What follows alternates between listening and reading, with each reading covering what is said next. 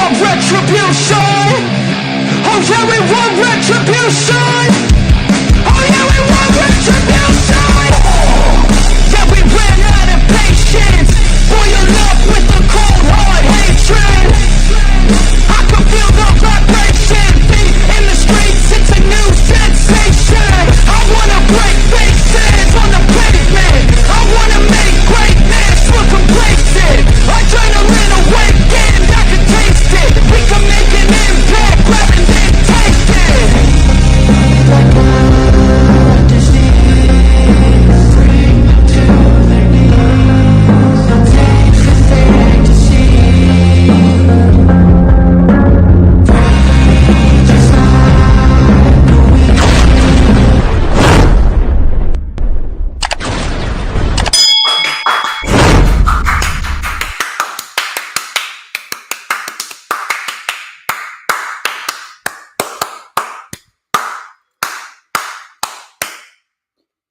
Oh my God, it just continues to get hotter and hotter and hotter and hotter. I'm feeling like the Wicked Witch of the West already. But I'll tell you what, it is never too hot for streaming. It is never too hot to be talking about some professional wrestling. And it is certainly never too hot to say, ladies and gentlemen, I am the one and only DJ Storms, and I would like to welcome each and every single one of you back here to the greatest fucking show on earth, streaming live on 4 different platforms across 4 different accounts. As of course, you already know who I am, Mr. Controversy and the operator of the best damn X, formerly known as Twitter, handle known to mankind. And you best believe that when you take in that deep breath, you best believe that that is the smell of pure motherfucking excellence. This is, of course, the Lightning Flash update for Saturday, May 25th, 2024, as we are getting set for the second watch-along stream of the month. You know what? I'm slowly getting used to these watch-along streams. I'm slowly starting to become a bit more familiar with them. I'm liking them. And I could also get used to these afternoon pay-per-views. There's a small part of me that wishes every single wrestling pay-per-view was in the afternoon so we didn't have to stay up late all the time. But regardless, we have WWE King and Queen of the Ring. The main show is starting in less than 10 minutes. I did watch the pre-show. You will be getting my live reactions for all the matches going down on the main show starting at 1 p.m. We're going to be watching the full show. No one's going to be kicking us out. We're not going to be stopping early because we need to focus on a professional wrestling event after. We're not going to be stopping for any 80s con. We're not going to be stopping for any 90s con. We're not going to be stopping for any indie show. We're going straight through. We're watching the entire pay-per-view from start to finish. And I'm very, very happy to see that we already got some people filing in. Adam Carl, thank you very much for stopping on by. I greatly appreciate you. A couple of self-brand promotion and advertisements before we get into the main show. Please make sure that you follow me on X and Instagram at HistoryMakerDJS. One more time, that is at HistoryMakerDJS, both on X and Instagram. You can also add me on my personal Facebook for collaborations and business inquiries. Please send me an email. My email is, of course, StormsTakeOver@gmail.com. Like the official DJ Storms business page, and I made you send you an invite to join the official DJ Storms Posse group on Facebook. That is, all of those links are in the description of this very stream. No matter where you're watching the stream from, whether you're watching it on the DJ Storms business page on Facebook, my YouTube, my X, or Rumble. We're currently live on Rumble right now, looking to build a solid fan base over on Rumble.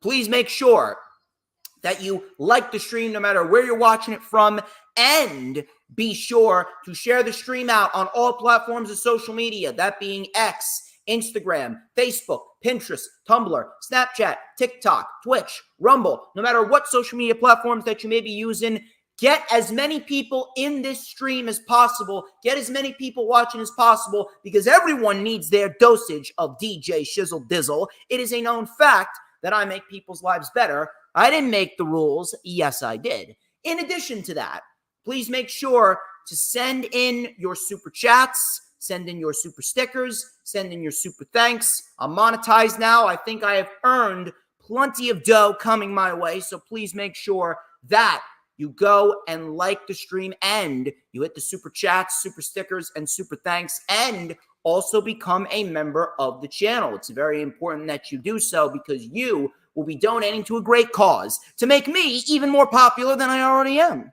In addition to that, please, if you're watching on YouTube, please make sure that you hit the subscribe button. And when you hit the subscribe button, be sure to hit that notifications bell with a huge coup de grace because that way you are going to know whenever I pop up on YouTube. Because whenever I pop up on YouTube, oh, baby, you know that it is the best motherfucking time to be on YouTube. The only time that you're going to get to see this glorious face with these glorious sunglasses, this glorious sideburn chin strap combination, and this beautiful mustache right here. And be sure to hit me up for the latest pieces of DJ Storm's merchandise, including wristbands, t-shirts, and the greatest piece of merch that you will ever own, the DJ Storm's Switchblade Comb, because like fresh homemade dumplings straight out of the frying pan, I am just so good. Oh my God, I am succulent, I am tasty, and absolutely everybody wants a piece of the Stormsmeister. Let me tell you something, my pompadour may be getting a little longer, but oh my God, when you take a look at how great this looks, how perfectly slicked back this looks, my God, it looks fucking brilliant. But anyway, ladies and gentlemen, I very much appreciate you guys stopping on by. We're going to be taking notes. We're going to be live tweeting. We're going to be reacting live to everything going down in just a couple of minutes. And I really do hope that we get something of substance here. I'll tell you what I don't like. I really do not like the fact that it's only 5 matches. I understand where Triple H is coming from. He's operating with the classic NXT takeover mentality. But you see, he could get away with it back then. He could get away with it back then because back then, everyone wanted to see everyone on that roster. Everyone on the NXT roster felt like superstars. You can't really say the same thing about the main roster because the main roster, they have about maybe 6 or 7 individuals that the people genuinely give a shit about, and then everyone else is disregarded. 6 to 7 matches is a nice, healthy median for a pay-per-view. 6 to 7 matches within 3 hours. We don't need fucking 20 minutes of fucking video packages. We don't need fucking 25 minutes of fucking advertisements. Just focus on the wrestling and let that be the end of it. But then again, you know, what the fuck do I know? Actually, I know a fucking lot. I know a fucking lot, and they would be lucky if they were having someone like me backstage running the fucking company. But nevertheless, hope you guys are having a wonderful Saturday. I hope you guys are staying cool wherever you are. It is hot as a motherfucking rhino's balls here in New Jersey. So we'll see how it plays out going into the evening. I'm hoping it cools up just a little bit. Now, my house doesn't have central air. My house has AC, and the AC don't work for shit. We were supposed to get central air, but there was a fucking flood in 2009, completely flooded my fucking basement. We had to spend all this fucking money to get the basement carpet repaired because it was all fucking soaked. Fucking Mother Nature fucked me out of central air. There's a little DJ Storm story for you. My house does not have central air because of a fucking flood in 2009.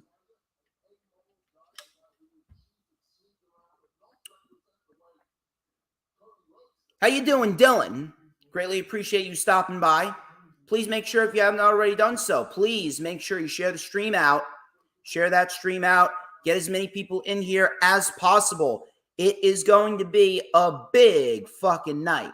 That's for sure.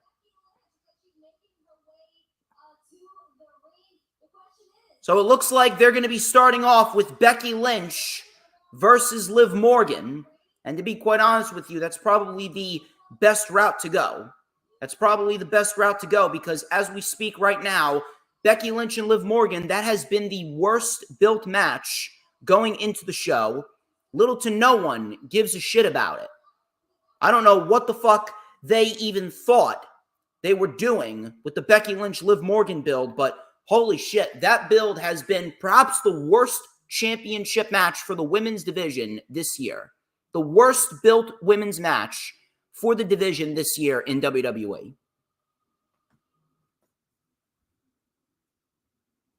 How you doing, Darwish? Greatly appreciate you stopping on by. Be sure to send in your super chats, your super stickers, your super thanks. Become a member of the channel. It's incredibly vital that you do so because it's more perks for you whenever you're watching the greatest wrestling analyst on the fucking planet.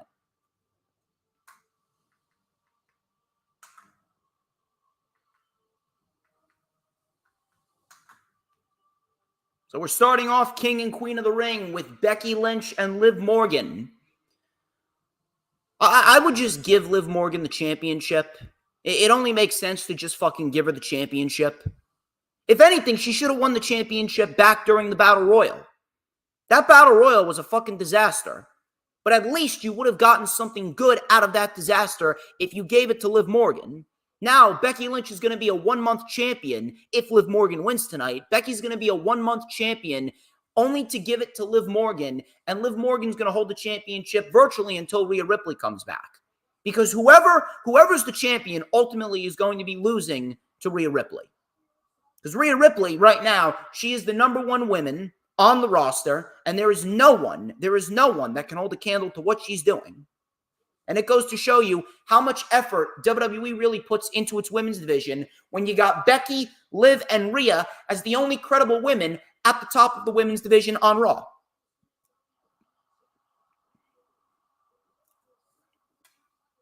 So Becky Lynch and Liv Morgan kicking off the show. They're showing Cody Rhodes. He's arriving to the arena. And you got Logan Paul. He's warming up. He's got the fucking fancy-ass collar-down shirt. I don't know how fucking hot it is over there, but I can assume it's fucking hot over in Saudi Arabia.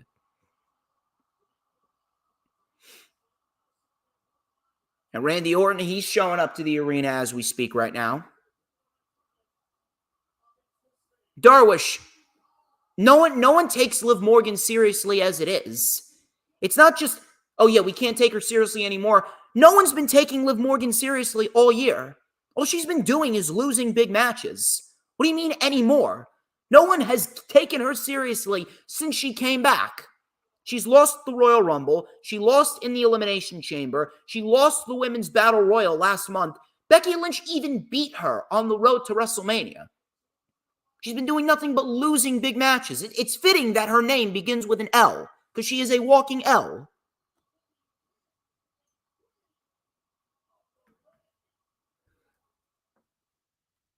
I'm surprised that they haven't done a show in Riyadh. I'm surprised it's always Jeddah.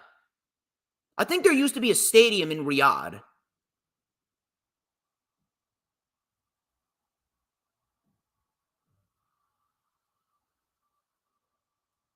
There used to be a stadium in Riyadh. I think that seated like, what was that? I think it seated like 60,000 people.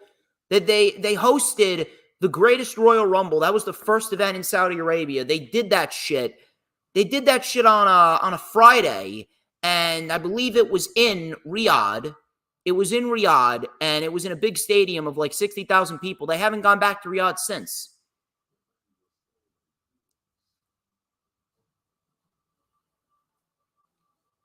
You live 1 hour away from Saudi. From May to August, it's hot as fuck. Yeah, I know. I know.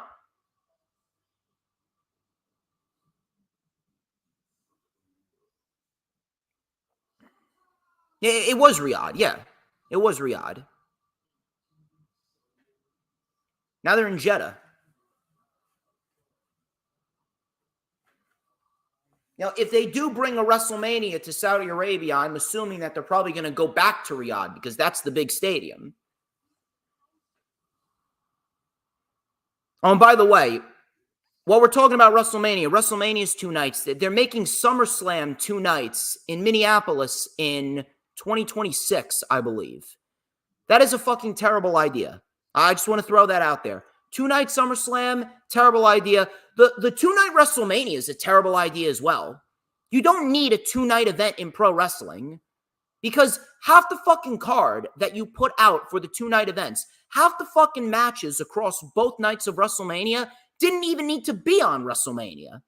You could have done without the tag team match in the main event of night one. You could have done without the Final Testament versus the Pride with Bubba Ray as the special guest referee. You could have done without the tag team match with Andrade Rey Mysterio versus Santos and Dominic. You could have done without the match with Jay and Jimmy, and you could have done without the 6-woman tag between Jade, Naomi, and Bianca versus Damage Control. You could have extracted those 5 matches. Hell, take AJ Styles and LA Knight off the show. That match was solid, but that wasn't even a WrestleMania-worthy match. 6 matches you could have taken off the fucking show, and you could have gotten it done in one night within 4 hours. Two-night pay-per-views should not exist. One night, 4 hours, 7 to 9 matches is all you fucking need.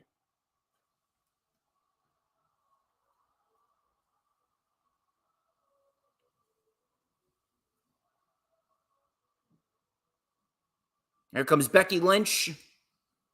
Yes. Two-night pay-per-views are stupid. Enough with the two-night shit. Two-night pay-per-views should not exist.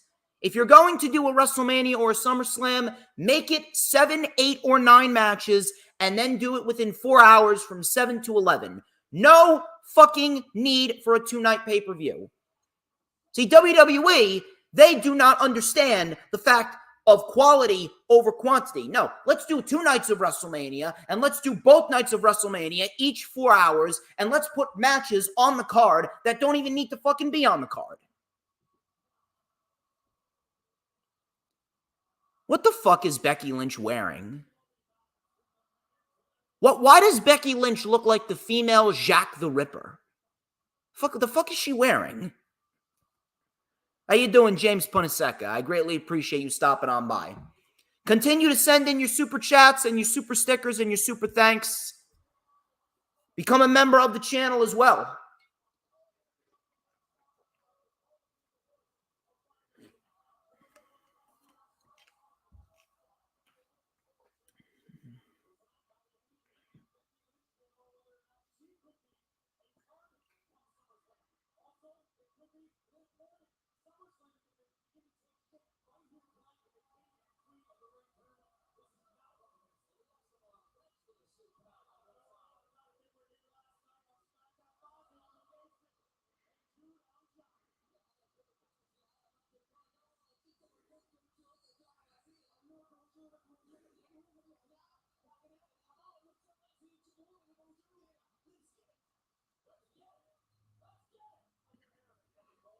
Michael Cole is marking out because one of the Saudi Arabian commentators said, "Let's get it." Fucking hell, man.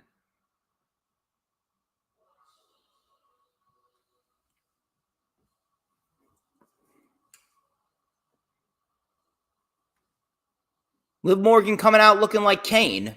How about that? Let me write this shit down. I'm taking notes as the stream is going on, and I'm live streaming, and I'm live tweeting. I'm multitasking. That's how fucking good I am, ladies and gentlemen. I am fucking multitasking.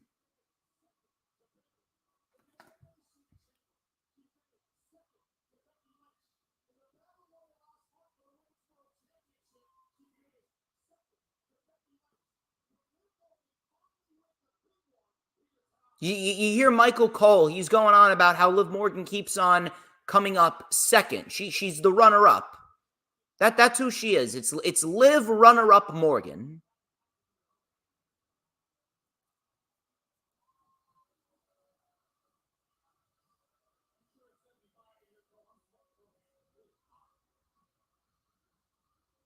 Yeah, I know, Corey Graves. I know you're sweating over there. I'm fucking hot too.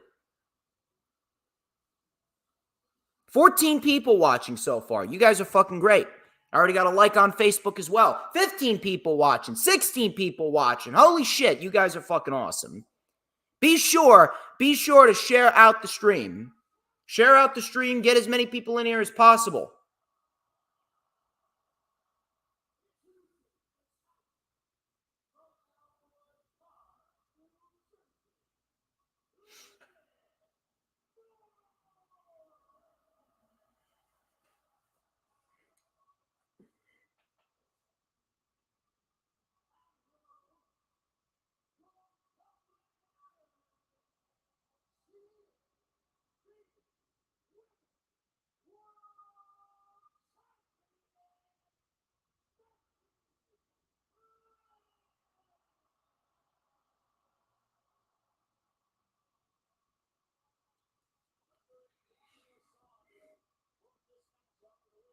This is going to have to be a victory for Liv Morgan. Let me tell you something. Even if Liv Morgan wins, it's not going to mean anything. Even if Liv Morgan wins, it's not going to fucking mean anything because ultimately, no one's going to take her seriously because she has no major wins going into this fight. That's the problem with WWE. They do not know how to fucking build up talent. Shout out to D. Cena. I greatly appreciate you stopping by. Be sure to send in the super chats and the super stickers and the super thanks. Tell all your peeps, Danny. Tell all your peeps to come on in here. This is the second time I'm doing a watch along this month for a major pay-per-view. I think I deserve a little bit of love, a little bit of money, just like Mercedes Moné when she wins the TBS championship from Willow Nightingale tomorrow.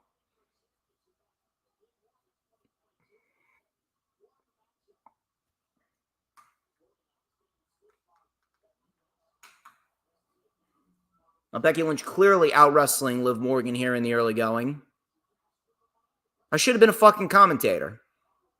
Telling you, is there anything that I can't do? The answer is no. I hope this is at least somewhat like their match back at day one 2.5 years ago.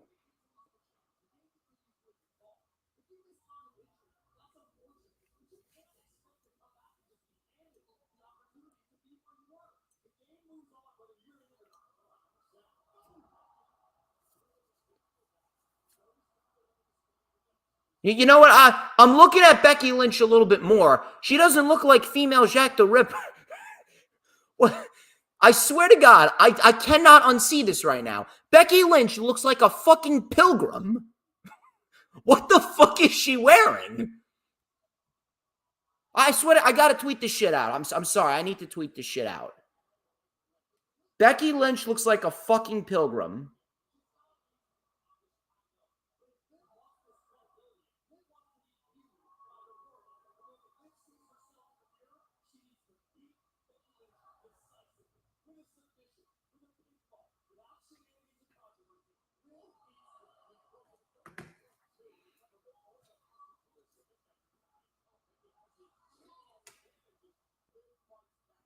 If we can get Pilgrim Becky trending in the chat, I would love you guys forever. Please, get hashtag Pilgrim Lynch.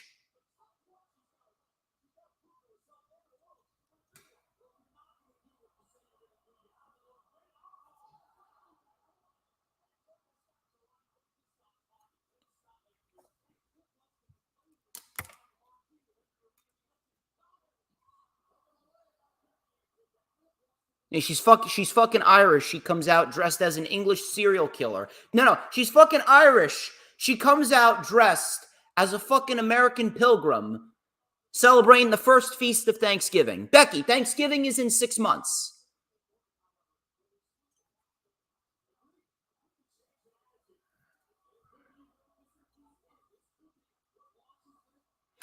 Morgan now putting the boots to Becky Lynch.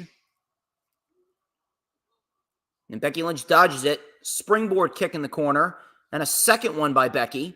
Liv Morgan pulls Becky right down. There's a clothesline by Liv Morgan.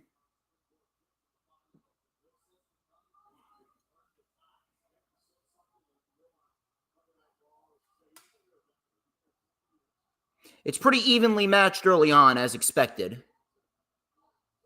This is going to have to pick up sooner rather than later. A little bit of a camel clutch in the ropes by Liv Morgan.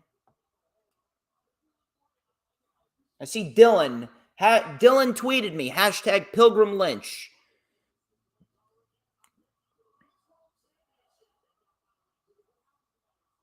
I feel like the crowd is definitely going to make these matches better than they really are.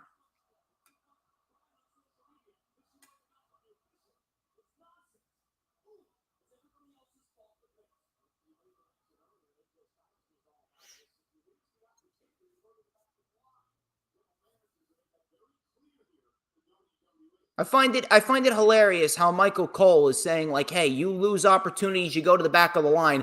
Liv Morgan has lost every big match that she's been in this year, and yet somehow here she is in a world championship match, but Nick Aldis can't give another match to AJ Styles. So you see the fucking problem that I have with WWE?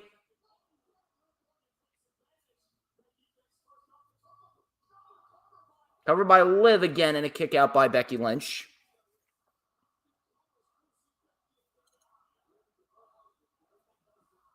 Pretty standard match early on, I see here. Pretty standard match. Liv Morgan now with a hammerlock trying to wear down Becky Lynch. Trying to wear down Pilgrim Lynch. Only thing that she's missing is the fucking buckles on her shoes. There is a lot of problems with WWE, Dylan. There is. But the problem is that WWE has brainwashed so many people. The people of the IWC right now are on this WWE dick-sucking train where just because they're selling out, that means their shows are good. No, it doesn't. Just because they're selling out, that don't mean dick. The only reason why they're selling out is because they know how to fucking market their shows. Minus this month and their PLEs, 90% of what WWE has put out this year has sucked. It's been extremely lackluster.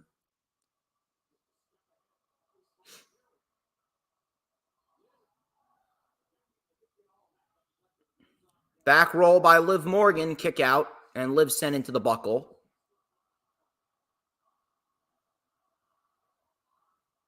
Double lariat.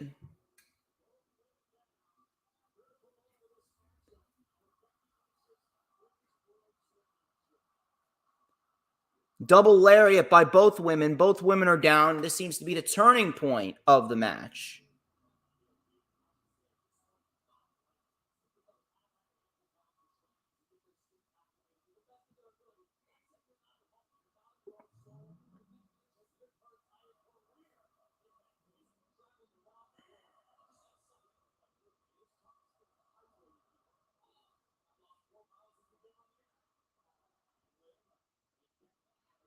I think the greatest thing about the show so far is Corey Graves making jokes about how fucking hot it is.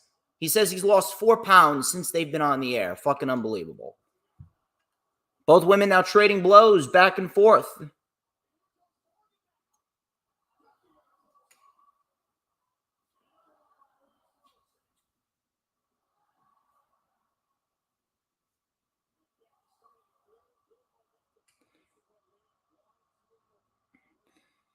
Becky Lynch now mounting a comeback. Flying forearm in the corner. And a Beck Exploder connects.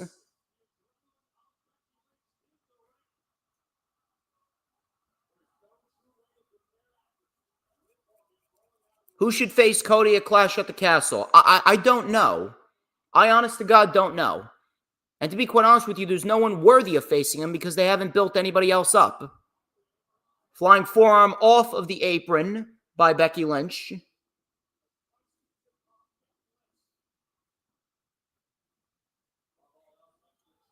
Becky Lynch now coming back into the ring. Going up to the top rope. Liv Morgan cut her down.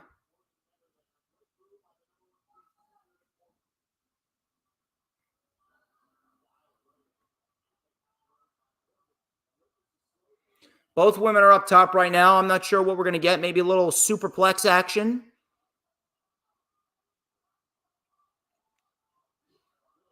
Liv Morgan shoved down. Missile drop kick by Becky Lynch. Cover by Becky and a kick out by Liv.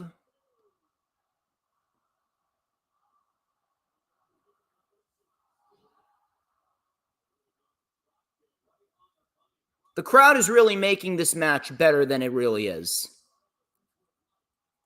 See, the problem, Darwish, is that they've built up fucking nobody to go up against Cody. Cody Rhodes was built up to take the title off of Roman Reigns, and they built up no opponents for Cody following the win over Roman Reigns. AJ Styles, listen, the match with AJ Styles was fucking fantastic. Don't get me wrong. The match with Styles was fucking fantastic, but Styles didn't deserve a fucking match. Springboard Codebreaker by Liv Morgan there.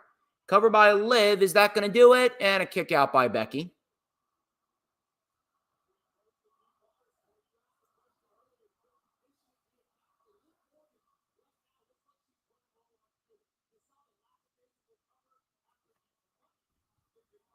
Do Lashley a Clash at the Castle. You know something? I'm not gonna hold back on this. I honestly believe that Cody Rhodes, he's gonna beat Logan Paul tonight, and then Cody is going to skip Clash at the Castle defending his title. Instead, he's going to challenge Logan Paul for the US title. Logan Paul is going to beat Cody Rhodes then, and then we're ultimately going to get a third match for both championships, potentially either at Money in the Bank or at SummerSlam. That would not shock me whatsoever. It would not be, you know, non-WWE like if they were going to do something like that. This will drop kick by Liv.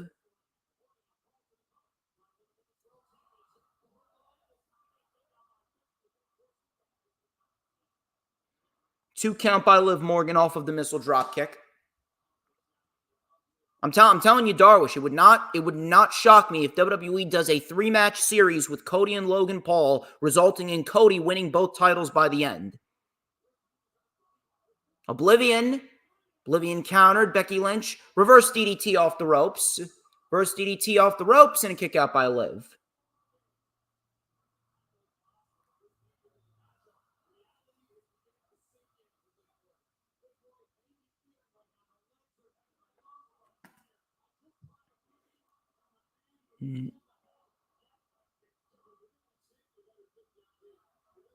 Now, Randy Orton does not need to win King of the Ring. Randy Orton does not need to win King of the Ring. Gunther needs the win more than Randy does. Gunther right now should be the priority. Randy Orton's a made man. We should be focusing on getting Gunther on the same level as Randy Orton. Couple roll-ups here. And Liv Morgan now. Morgan with a running enziguri. Here's the cover and a kick out.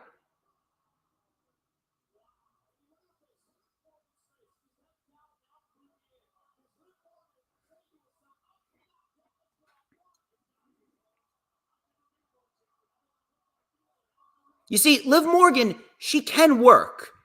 She can work.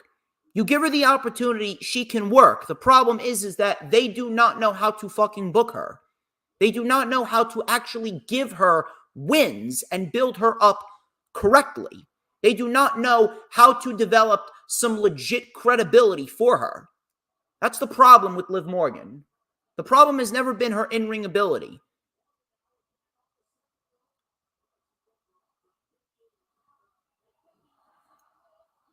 Becky with a butterfly suplex into an armbar.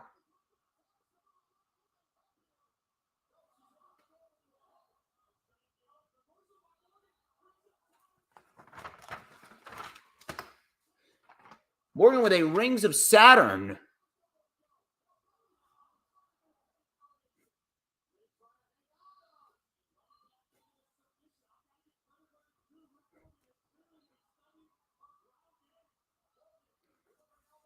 Becky Lynch trying to roll over. Liv, no. Becky rolled out of it. Becky with a disarmor.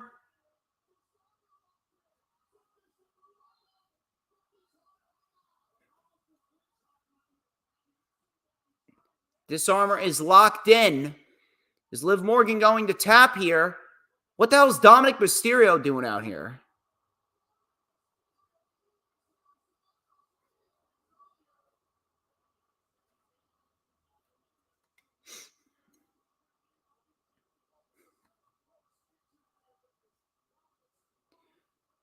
Now, Dominic is currently out here right now.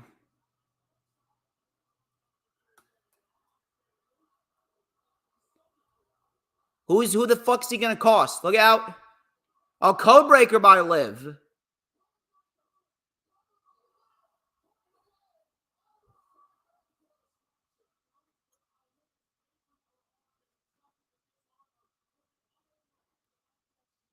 Is Dominic going to side? Dominic has to side with Liv Morgan here.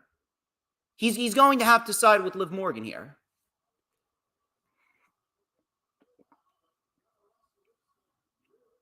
$23 people watching. Again, you guys are fucking awesome. Send in the super chats and the super stickers if you haven't already done so, people. Liv Morgan now going up top. Becky Lynch cut her off. Superplex, there it is.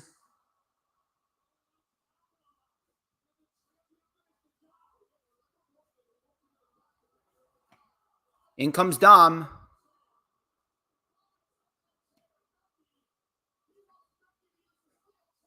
Dom just threw a chair to Becky.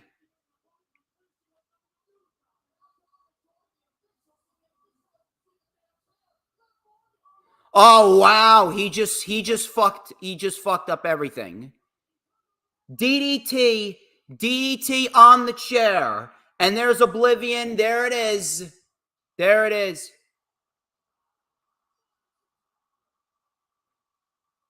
Dominic just fucked. Was that intentional, though? The question is, was that intentional?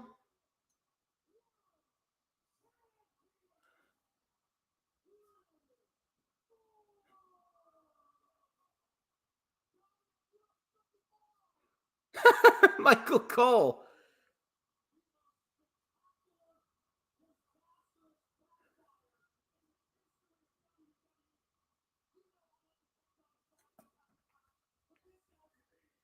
Here's a question, though. Here's the question, though. Was that intentional?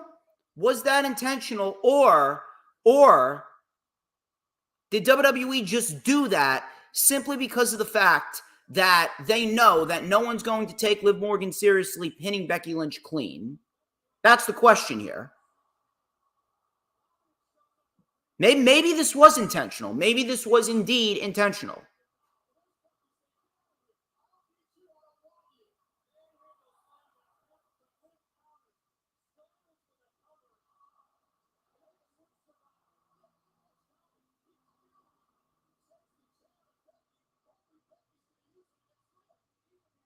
I will say this. That was a very good match.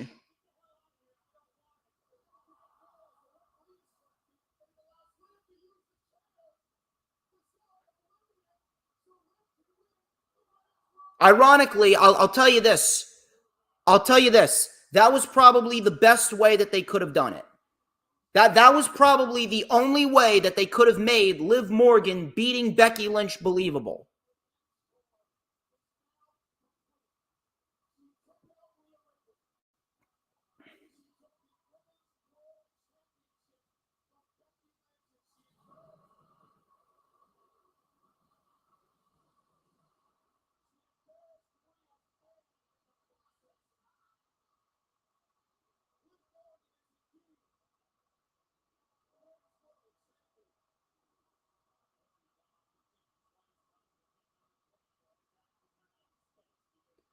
A lot better than I expected. I will give them credit. Liv Morgan can work. Becky Lynch can work. It was a very good match. Again, if Liv Morgan beat Becky Lynch clean, that would not have been believable because she hasn't done shit to actually make you believe that she can beat Becky Lynch clean. However, the shit with Dominic, making Dominic the deciding factor, that was probably the only way that they could have made Liv Morgan winning the title believable. And it actually plays up to what's going on with Rhea. Is Dominic going to be leaving Rhea Ripley for Liv Morgan?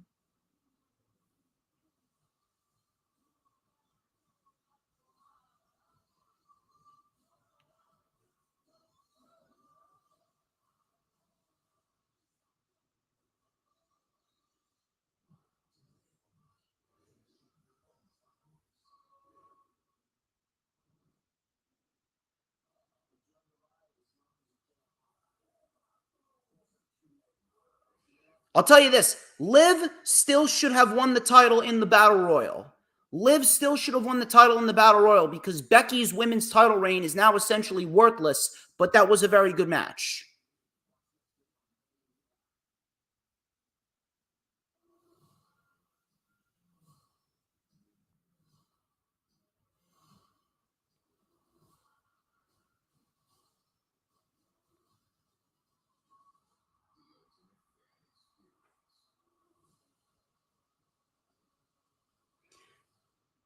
Greg John, the show just started. The show just started. Liv Morgan and Becky Lynch, they put on a very good match for what it was. Not one of the best women's wrestling matches of the year. I can name you various matches that were better than this match, but it was still a very good match nonetheless. And they actually did a very good job at making Liv Morgan and her victory more believable because they inserted Dominic Mysterio into the mix.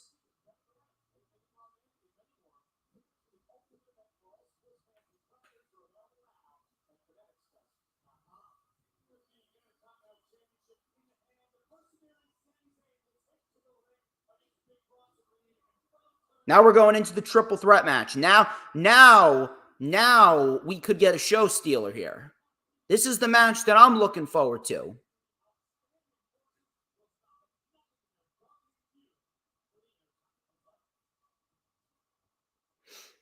Hope you guys are having a good time so far. 27 people watching the show right now. 27 people. Greg John, Dylan, Darwish, Hoolagrim, and DD, and James Punaseca. You guys are fucking awesome. I greatly appreciate each and every single one of you. Not a bad start to the show. Not a bad start to the show so far. Let me ask you, do you think that this was done intentionally, or do you think it was done by accident? I think that what Dominic did was done intentionally. What Dominic Mysterio just did was done intentionally right now, and Liv Morgan is living up to a promise when she said that she is taking everything away from Rhea Ripley. It does indeed look like Rhea Ripley is going to be coming back as a babyface, and Liv Morgan, she's going to be a heel going forward. Probably the best route to go.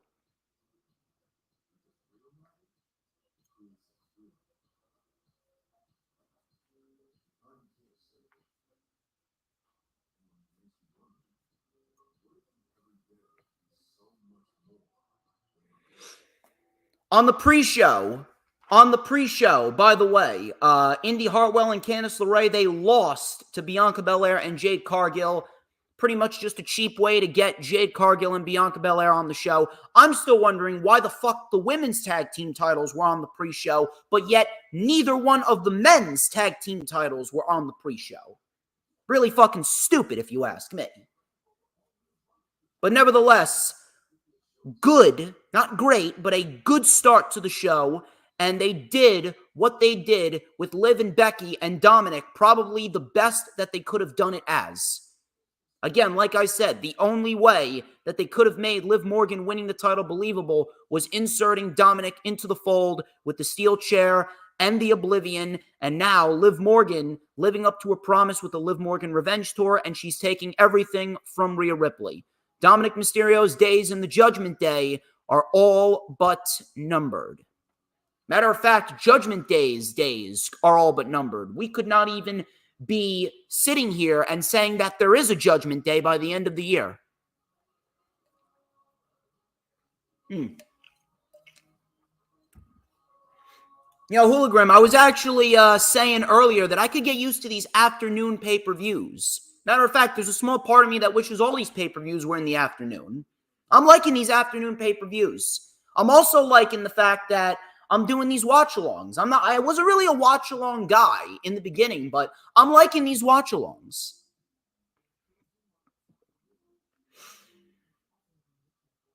Is she still going to be in the Judgment Day? You know what, Dylan? I don't know.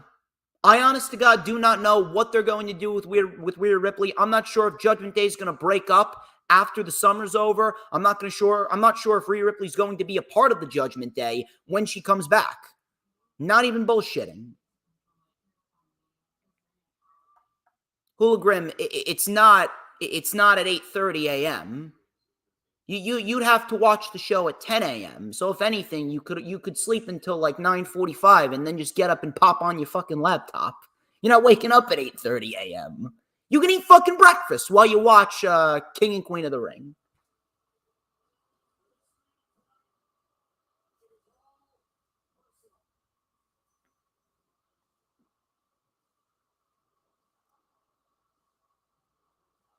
Chad Gable, this is fucking great. Chad Gable legitimately looks like Kurt Angle light right now.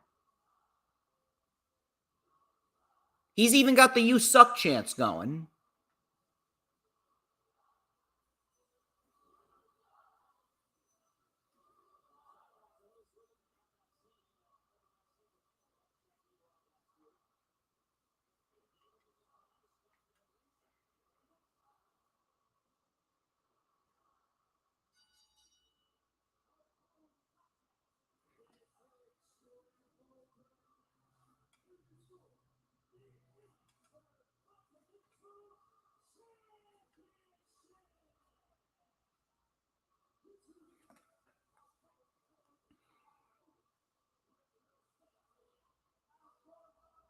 They're still going. They're still chanting "You Suck" at Chad Gable.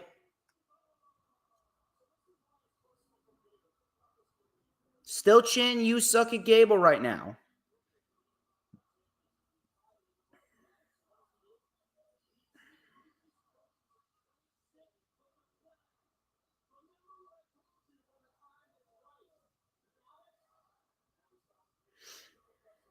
Did anyone notice the Solid Monster sound off sign in the background? I see that Jason Solomon, he is marking out over his sign in Saudi Arabia. I didn't even fucking know he had fans over in Saudi Arabia. It's unbelievable.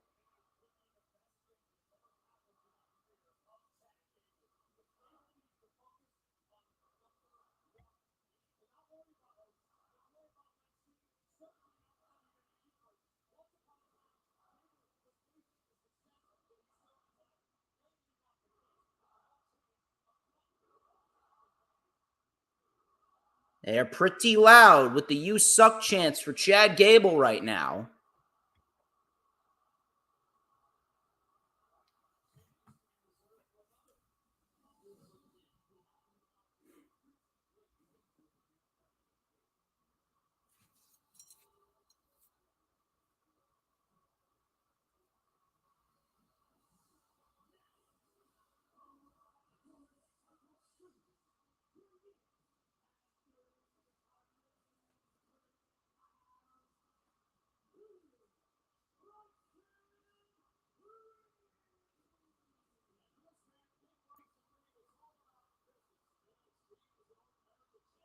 I still think the name Big Bronson Reed is fucking retarded. It still reminds me of the Vince McMahon era. Fucking ridiculous.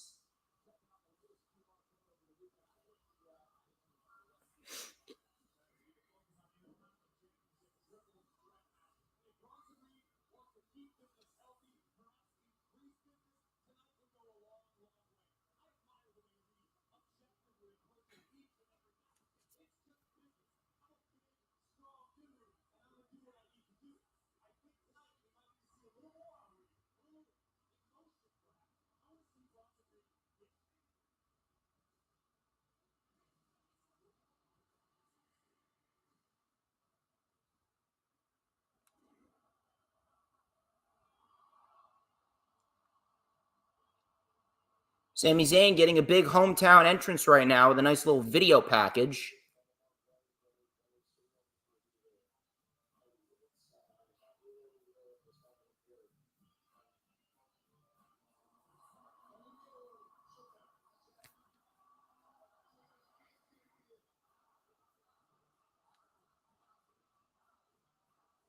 That was at Night of Champions last year.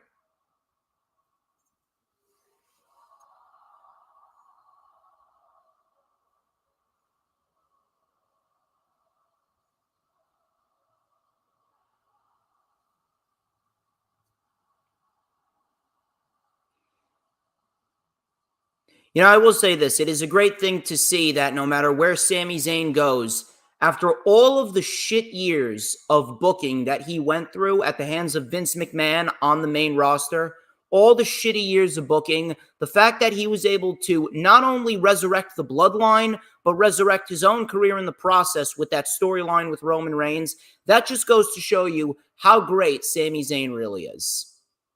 And I'm very, very happy that Sami Zayn is finally getting the proper respect and the proper appreciation that he deserves. Sami Zayn is not going to be losing the Intercontinental Championship tonight. No reason why he should. Sami Zayn will be retaining. Sami Zayn will be retaining, and Sami Zayn will be holding that championship going into the summer. No reason why you should be taking the title off of Sami Zayn now after he just ended Gunther's title reign. I'm taking another sip of my ice water.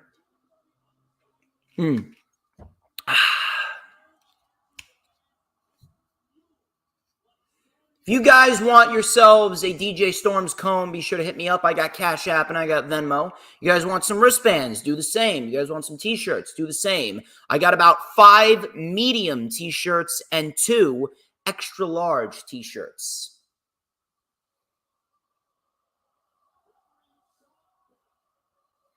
Do-do-do-do-do-do. Do-do-do-do-do-do-do-do-do.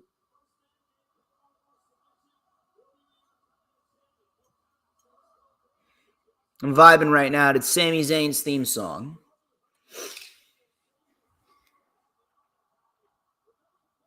There we go. Intercontinental Championship right here. It is Sami Zayn, Chad Gable, and Bronson Reed.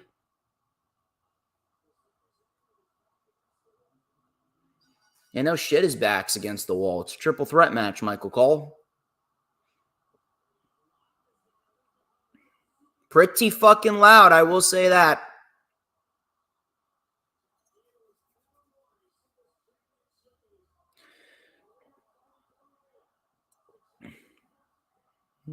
Look out, look out, look out.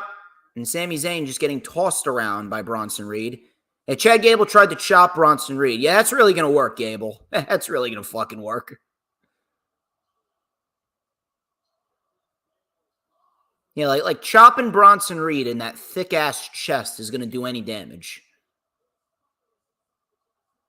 Nice military press by the big Bronson Reed.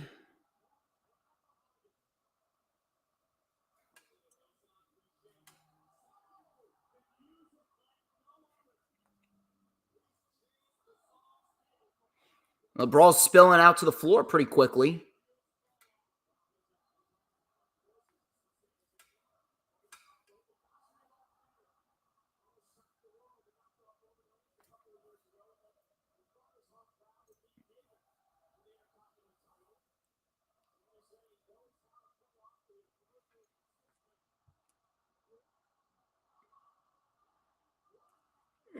Ten punches in the corner by Sami Zayn.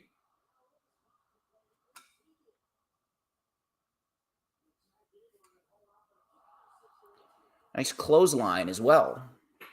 And Reed just shuts Sami Zayn down with another big lariat.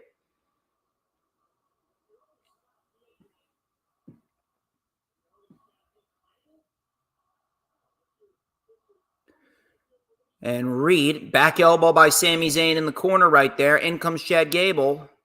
Chad Gable, whoop, look out. And Reed caught Sami Uranagi to Sami Zayn on top of Chad Gable. Okay, that was pretty epic. That was pretty nice right there.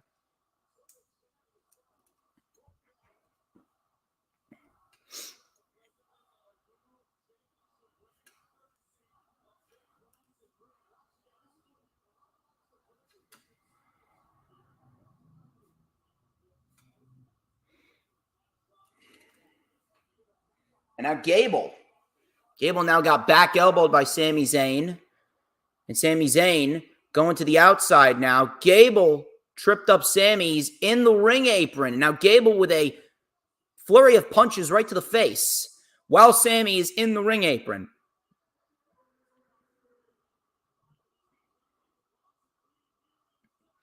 And Gable with a missile drop kick on Bronson Reed.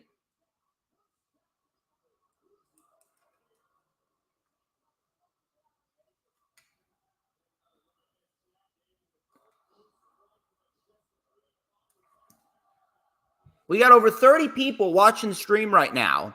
Appreciate every single one of you. Be sure to head on over to YouTube if you haven't already done so. Head on over to YouTube. Be sure to share the stream out on YouTube and hit the like button. Subscribe, hit the notifications bell, hit the super chats, super stickers, and super thanks. Gable now sent to the floor. Reed sent to the floor. And now Sami Zayn looking to build some momentum right here. Sami, Tope Con Hero taking out both men.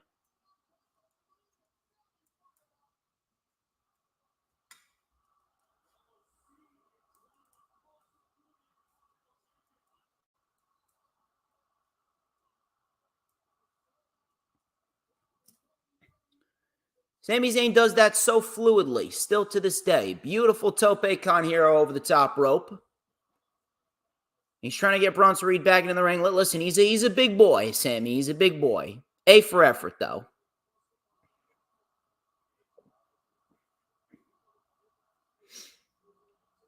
Now Sami Zayn going up to the top rope. Reed shuts him down.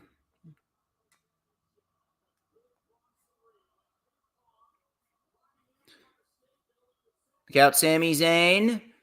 Sunset flip powerbomb by Zayn. Beautifully done on Reed and a kick out.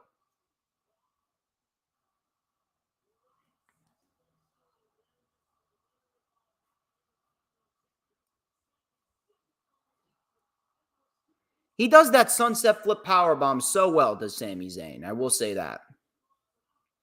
I wish that they could have done a little bit more to build this matchup because it feels like a very typical match.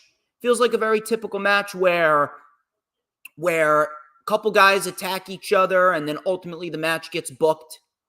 I wish they could have done a little bit more to make me excited for this match, but that's just me. And I don't think you're going to be getting a Blue Thunder Bomb on Bronson Reed anytime soon, Sami Zayn.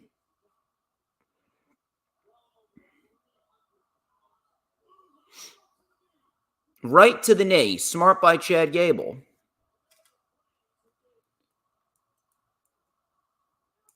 And Gable, look at this.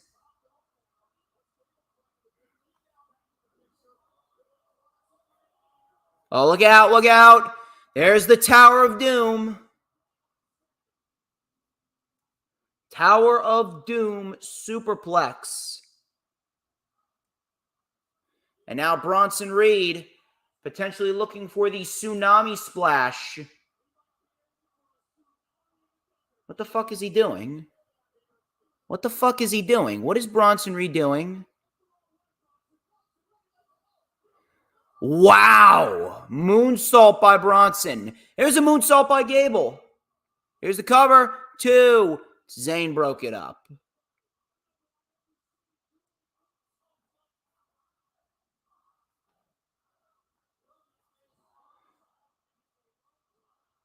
Chad Gable's moonsault may be the best moonsault in all of WWE right now, right next to Tiffany Stratton.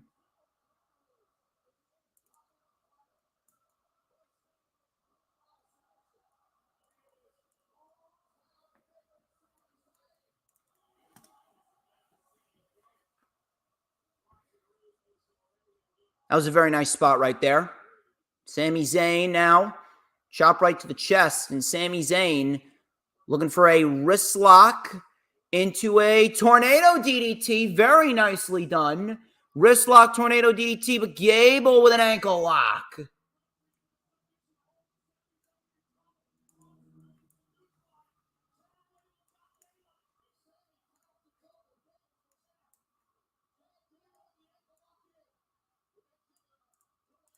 Ankle lock is cinched in. I don't think that Sami can get to the ropes. I do believe that it's no rope breaks in a triple threat match or a fatal four-way. Gable's wrenching back on that ankle right now. It is in deep, and Gable crosses the legs over the ankle. Look out. Oh, look out. No, Reed. Reed now gets caught in the ankle lock. Sami Zayn, he was let go by Chad Gable. And now Chad Gable with an ankle lock in on Sammy. And now Sammy with an ankle lock on Gable. Dueling ankle locks at the same time.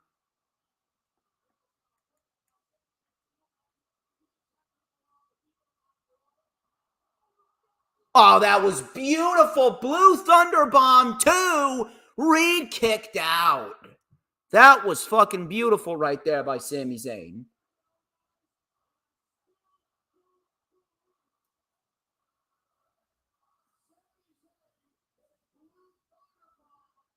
That was fucking gorgeous. And he got him up.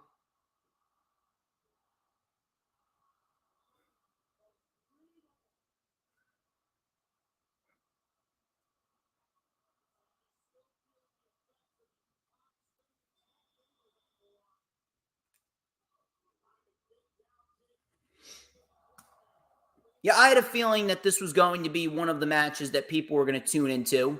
And lo and behold, DJ Storms was right yet again. That's what happens. This is why people need to start listening to me.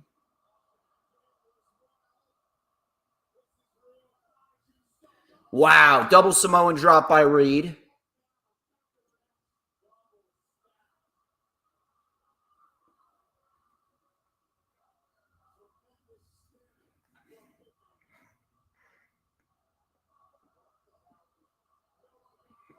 Oh my God, Bronson! Suicide dive by Bronson Reed. I haven't seen him pull that out in a long, long time.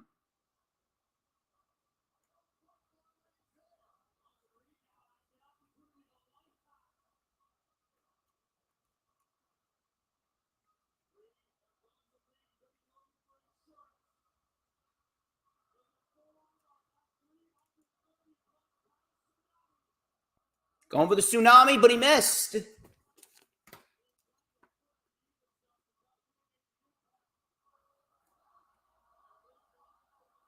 And now Sammy going to go for the haluva kick right here. Can he get it? Oh, look out, Gable. Gable with a German suplex.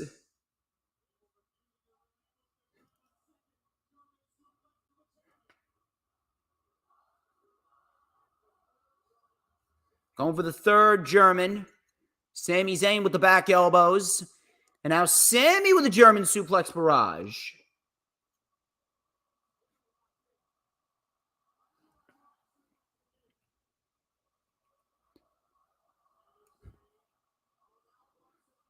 Reed. Gable trying to fight out of it. Not a chance. Wow.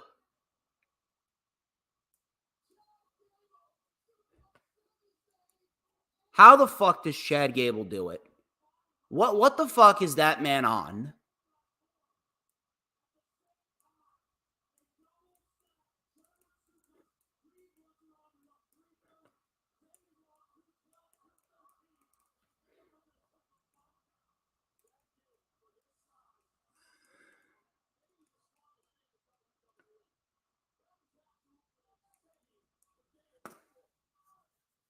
Look out, Otis. And now Otis takes out Reed.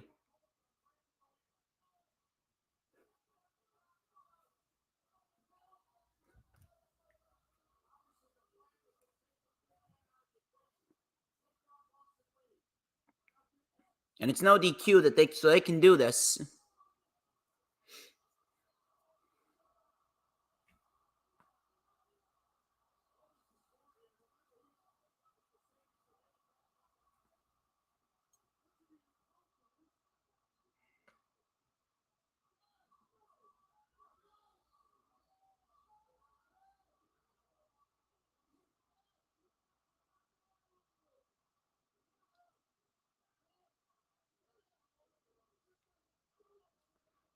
Gable's holding Zayn up. Look out. Otis can't do it.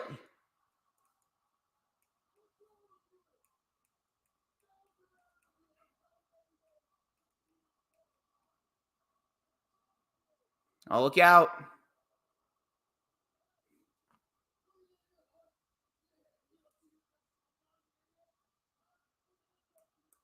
Gable shoved Otis and slapped him, too.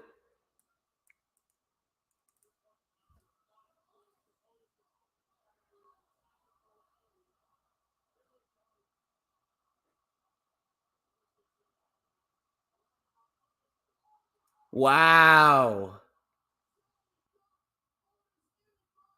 Otis went for it. Zayn ducked. Otis clothesline Zayn. Haluva kick on Reed. 1, 2, 3.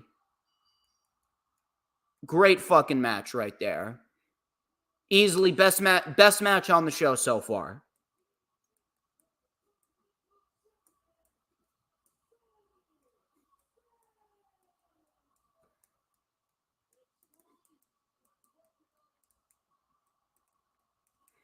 I don't think Otis was too conflicted. I don't think he looked too sorry after that.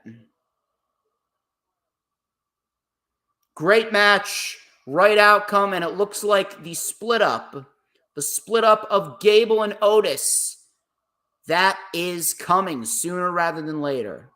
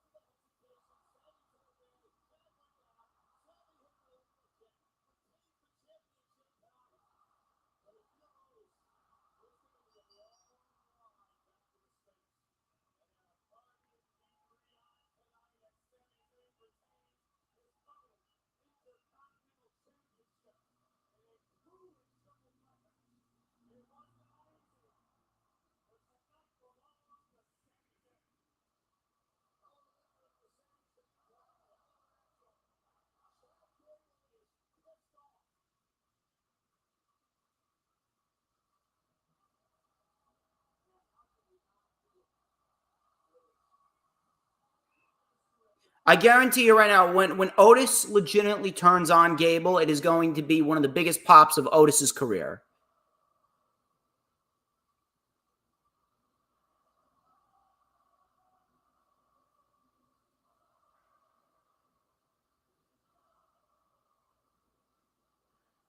Everything in that match executed perfectly.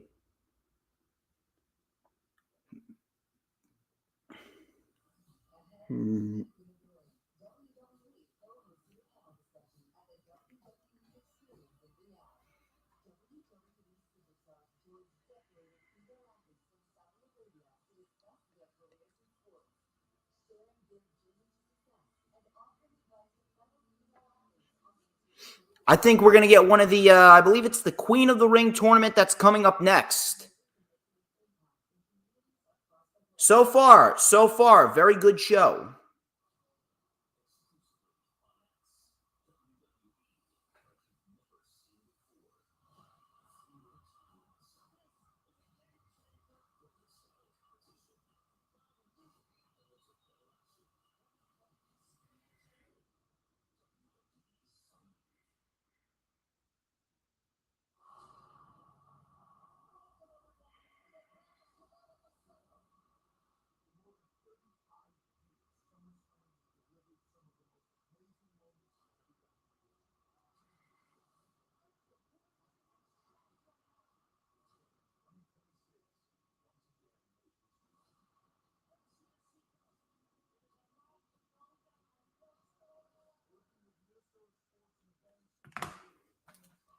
Write this shit down right here.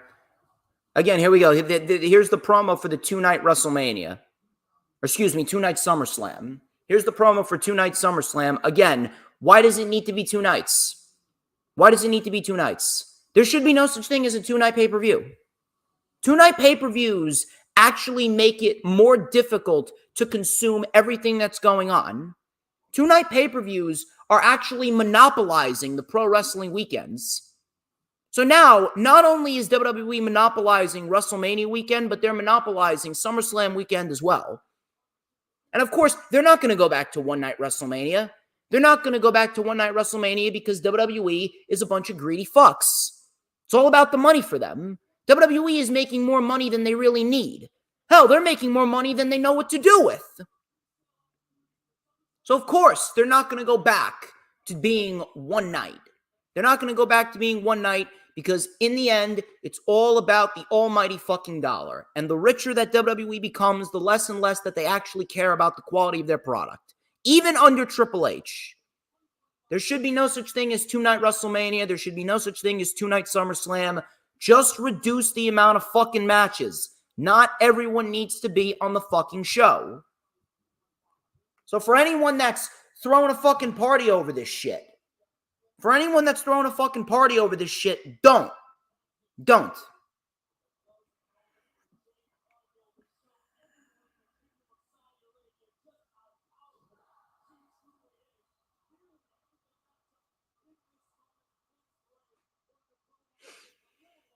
Yeah, they're showing the highlights from the pre-show where Bianca and Jade retained the women's tag team titles over Indy Hartwell and Candice LeRae. The double team finish was fine, but I mean, the match was incredibly unnecessary.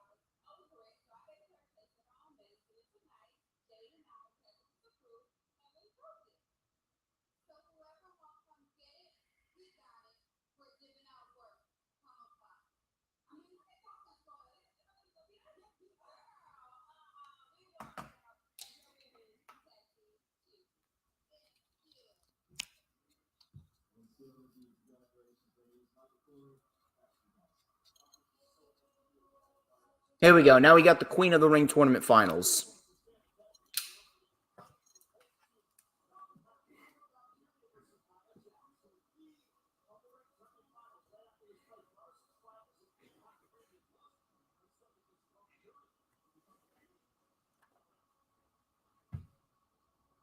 We really don't need Nia Jax winning the Queen of the Ring. We really don't.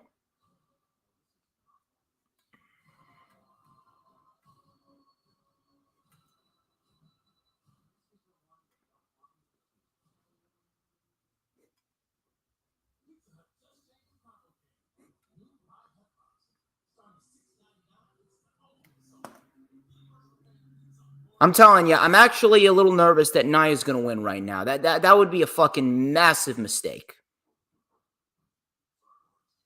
What? Here's the question. If Nia's going to win, what? She's going to fight Bayley at SummerSlam. How many times have we seen that match? We've seen that match time and time and time again. Can we please get some new matches in the women's division? And in addition to that, what the fuck does Nia Jax have to do with actually making WWE TV better? Nia Jax merely just became a tolerable act on TV. Nia Jax merely just became a tolerable act on TV. But just because she's tolerable, that doesn't mean that she's worthy of winning Queen of the Ring. I thought that we were in the business of creating new stars. Lyra would be the better winner. Lyra would be the correct winner because Lyra right now, she's a new star, and the women's division, especially in WWE, the women's division, is in desperate need of some new stars. You can't build up new stars if you're not going to get rid of the old stars. Nia Jax has actually been very solid this year, but Nia Jax is merely an enhancement talent. That's what she is. She is a rather large female Dolph Ziggler. So Nia Jax should not be winning this tournament. Nia Jax does not need to win this tournament. Nia Jax has already been given plenty of opportunities. Nia Jax should merely be used to get other people over. Lyra would benefit from this more.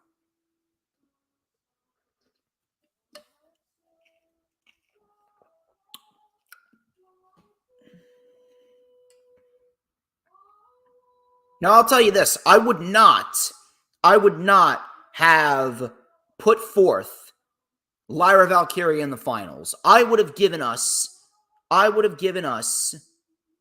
Io versus Tiffany Stratton in the finals. I would have had Io win the entire thing.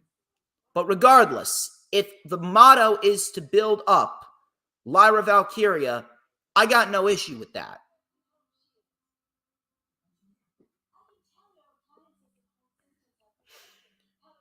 Why do I have this fucking retard? Who was this guy's name? Zach Blackman, this fucking retard. I posted on social media SummerSlam being a 2-night event is a terrible idea. This motherfucker, Zach Blackman, this fucking retard, he goes, why? It's as big as Mania. No, it's not. Why wouldn't they capitalize business-wise and make the event even bigger? That's the excuse for these fucking idiots. It's always fucking business. Fuck business. It's WWE. They're making more money than they need to. They're making more money than they really know what to do with. Fuck you and fuck your business excuses. You don't need to make the fucking events 2 nights. You don't, because half the fucking card does not belong on the show. By making it 2 nights, you are now running the risk of putting shit that's going to make the show worse on the show. And fuck giving more wrestlers a chance to participate. If you are the best at what you do, then you belong on SummerSlam.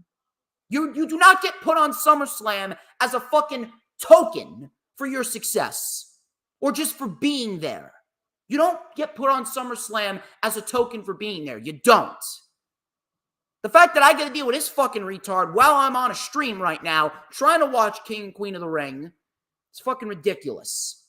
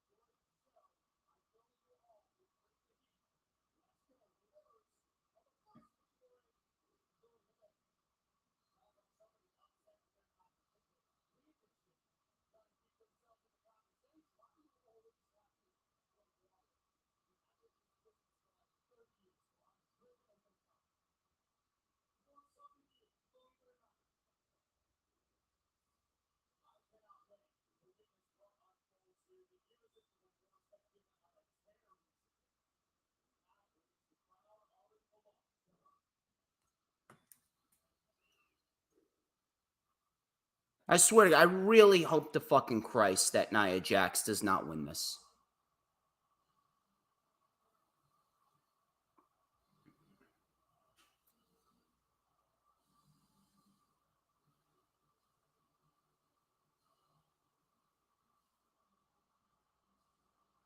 Now that's a pretty nice fucking entrance for Lyra right there.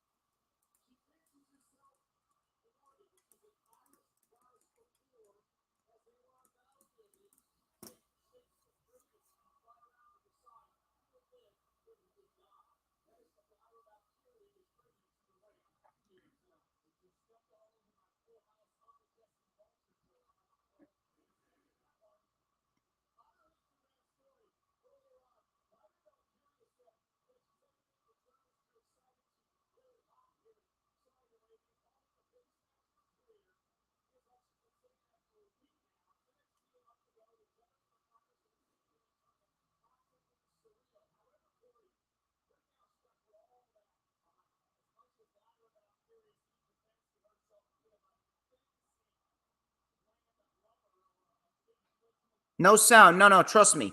There's plenty of sound, Alan Holland Jr. I'm just not talking. I'm doing a watch along right now.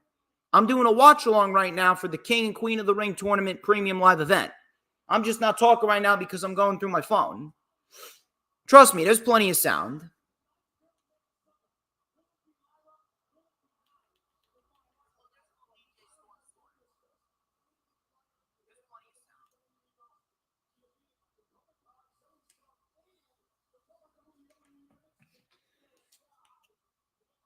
Women's tournament finals, here we go. Third match on the show. It is Lyra and it is Nia.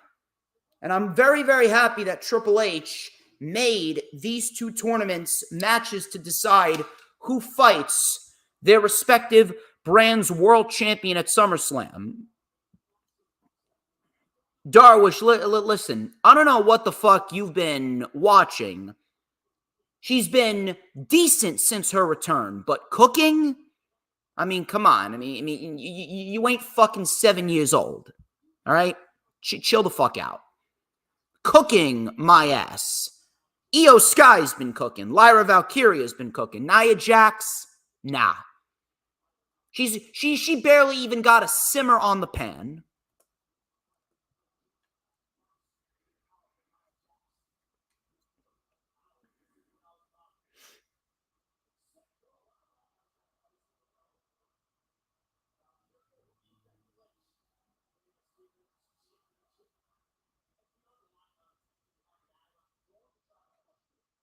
Pretty standard early on. We have Lyra Valkyria trying to use her speed.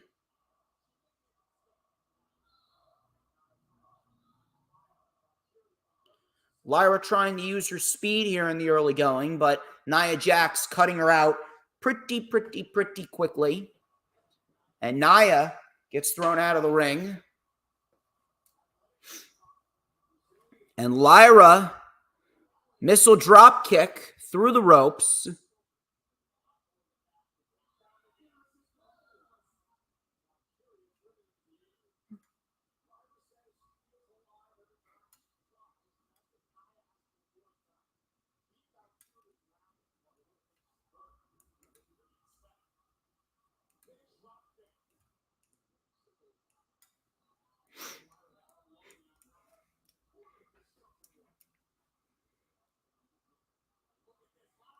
Oh, she went for the tornado DDT, didn't get it. And now Nia, nice little sleeper hold by Lyra Valkyria. And Nia just slung her down.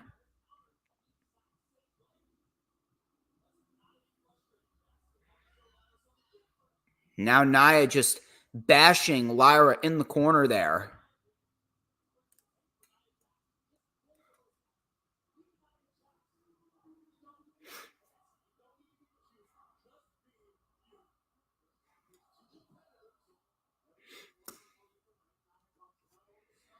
There's a cover and a kick out by Lyra.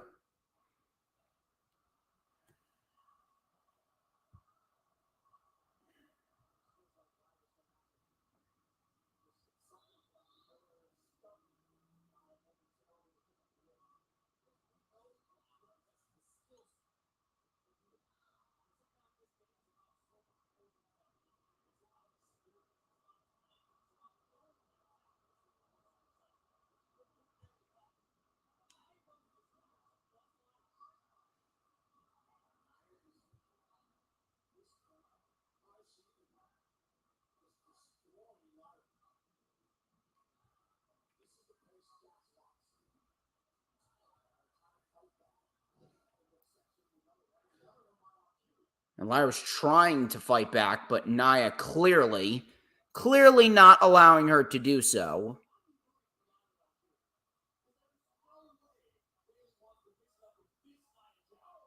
And Lyra gets sent right into the corner. Now we have the Tree of Woe.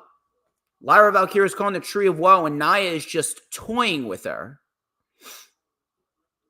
Nia is just toying with Lyra Valkyria as we speak right now. Not looking too good in the early going.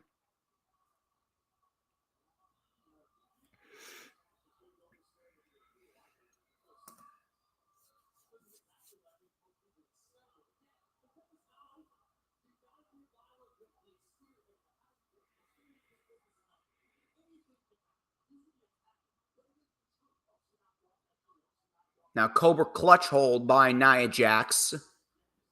And Lara Valkyria is on the defense here.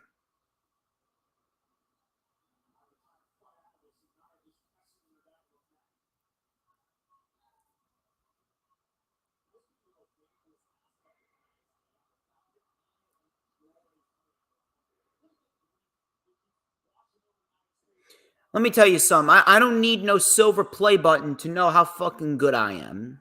Remember that. Everyone else can have their silver play buttons. They can have all their fancy merchandise. They can have their fancy intros. They could have all the likes and the views that they want. But when it comes to quality, I'm the number one in quality.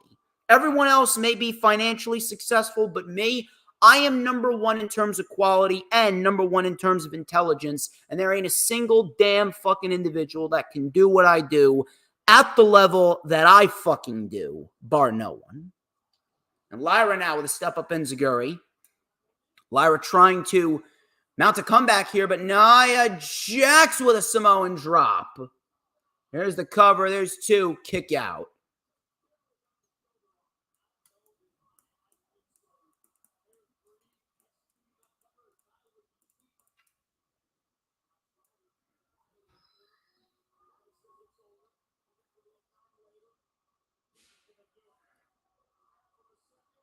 Very nicely done there. And looking for the Annihilator.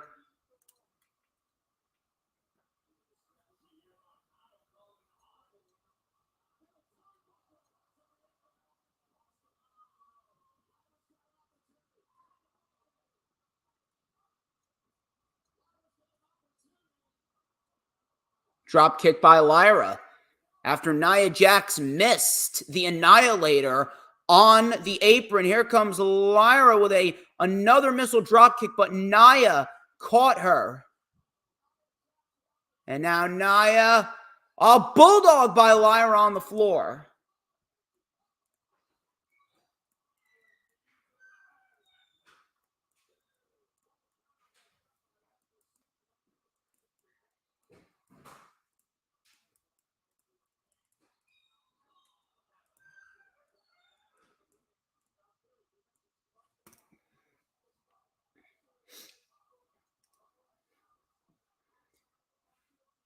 Missile drop kick by Lyra.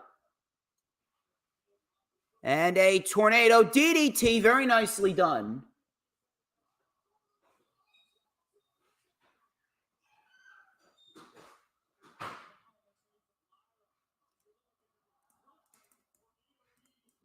Very nicely done. Tornado DDT for a 2 there. Lyra is going to have to keep the pressure on Nia Jax if she wishes to win. And I hope to God that they fucking booked her to win.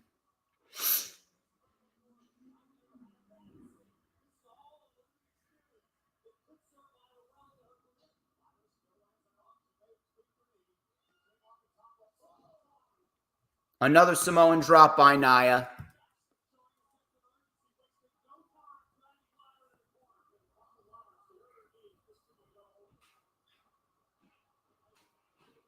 Oh, Lyra got up. Oh, very nicely done.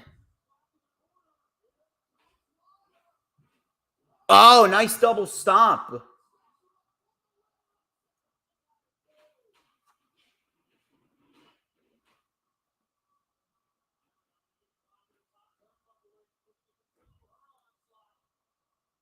That was awesome right there. Roll her over. She got it. 1, 2, no.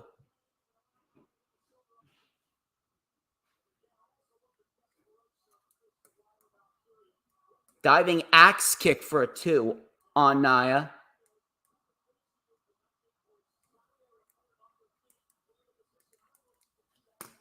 She is not getting Nia up for the Nightwing, so please stop trying to fool yourself.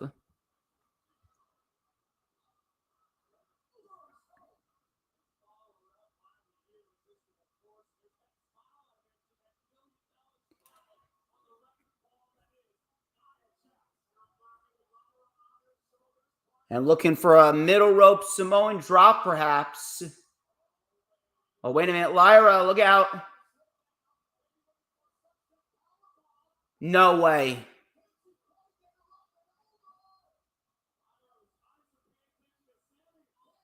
Oh, that's it. Annihilator.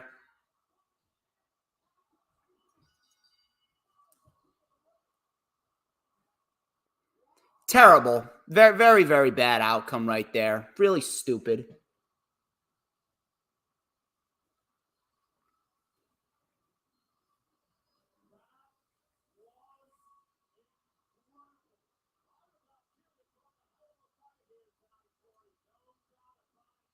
Match was solid. Outcome was wrong.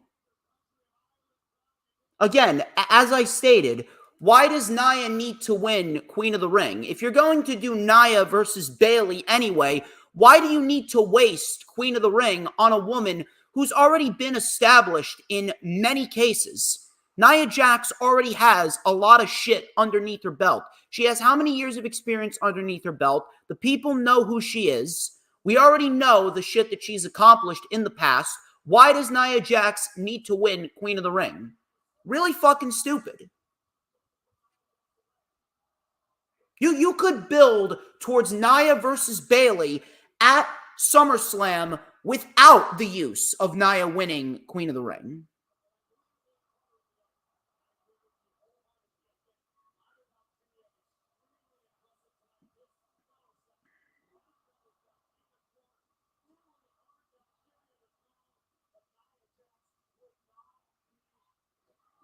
This is what I cannot stand about WWE.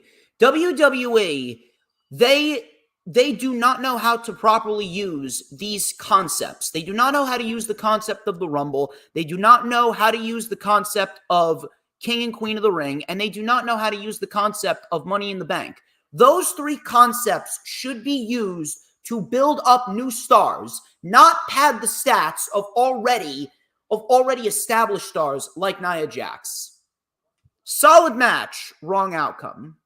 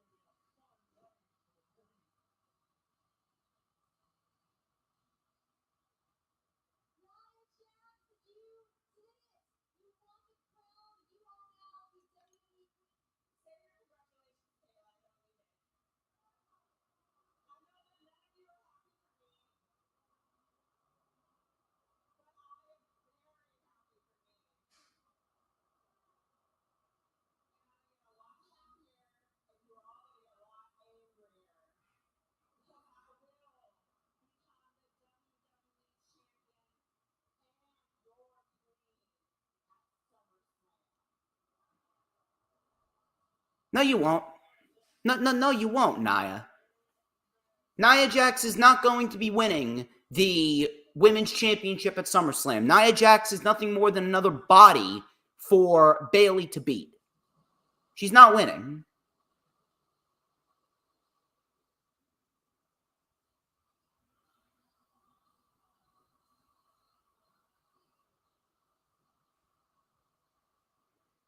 Match was solid. I will say that. The match was solid. The outcome was wrong.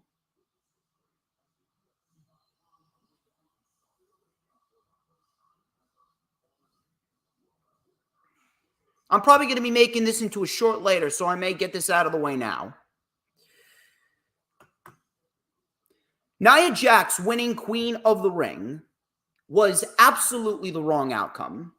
WWE has really lost the concept of the King and Queen of the Ring tournaments, as well as the Rumble and the Money in the Bank ladder match. Those three concepts should be used to build up new stars, not pad the stats of already established stars. They had a chance to establish a new star in the women's division, which they desperately need, in Lyra Valkyria and they didn't do it. Nia Jax is already an established star. We know what she's done. We know the championships that she's won. More people know of her than they know of Lyra. This is what I do not like. This is what I can't stand about WWE. When WWE has the opportunity to do something right and establish new stars, they don't do it. We don't need to build towards Nia versus Bayley at SummerSlam through a Queen of the Ring tournament. This tournament should have been Lyra Valkyria's if it wasn't going to be Io Sky's.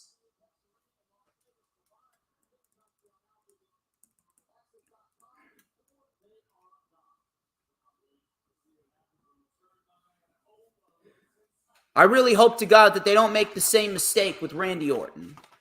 I hope to God that they don't make the same mistake with Randy Orton.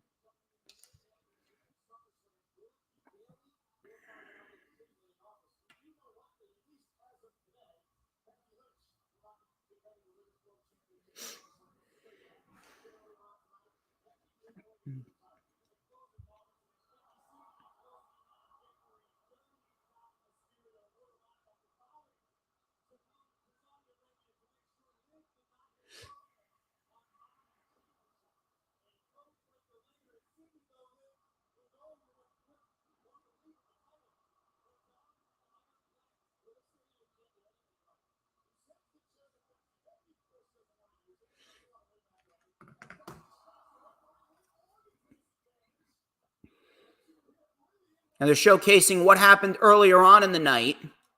Showcasing what happened earlier on in the night with Liv Morgan beating Becky Lynch to win the Women's World Championship.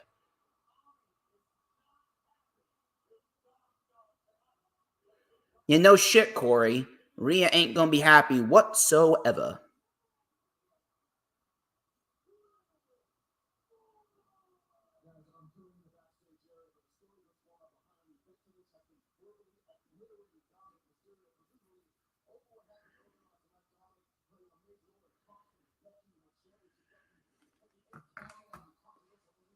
Pilgrim Lynch is back once again.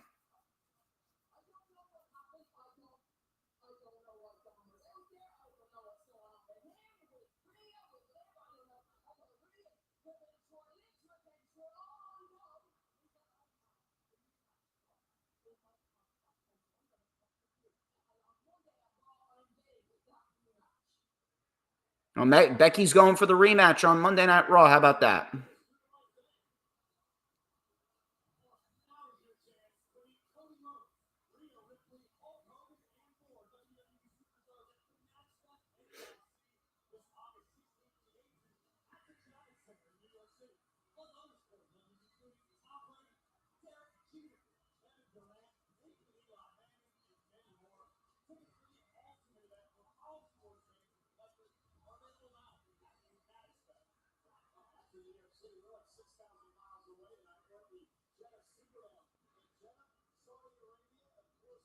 $90 degrees over there. Holy fuck.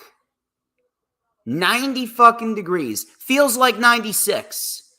They always do these temperature gauges. I swear to God, they always do these fucking temperature gauges with these Saudi shows. It's unbelievable. So now we got Randy Orton and Gunther. I don't know why the fuck I said it like that. Randy Orton and Gunther for the King of the Ring tournament finals. I really hope to God they don't make the same mistake that they made with the Queen of the Ring tournament.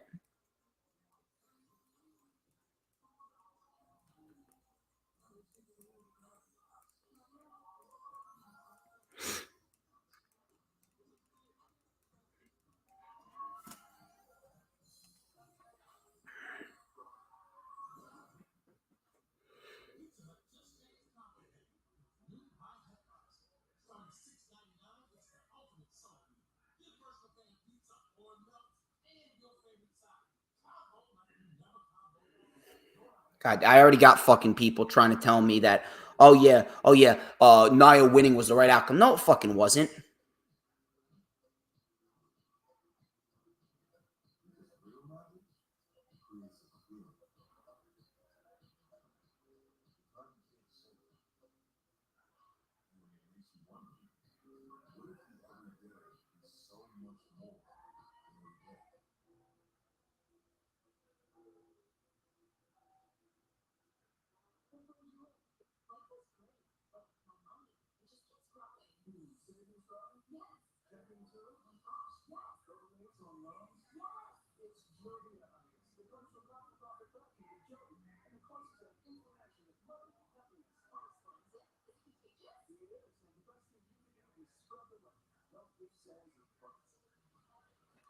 I'm even going to go so far as to say that Nia Jax winning the tournament rendered it worthless.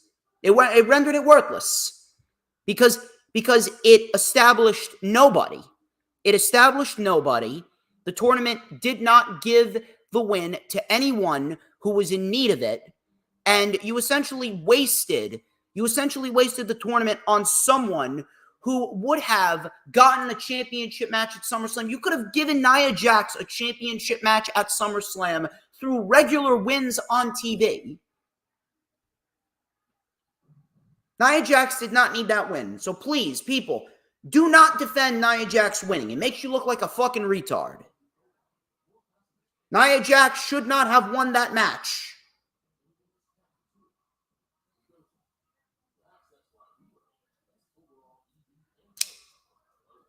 And by the way, no one was going to be following that great triple threat match with Bronson, Chad Gable, and Sami Zayn. No one was going to follow that match.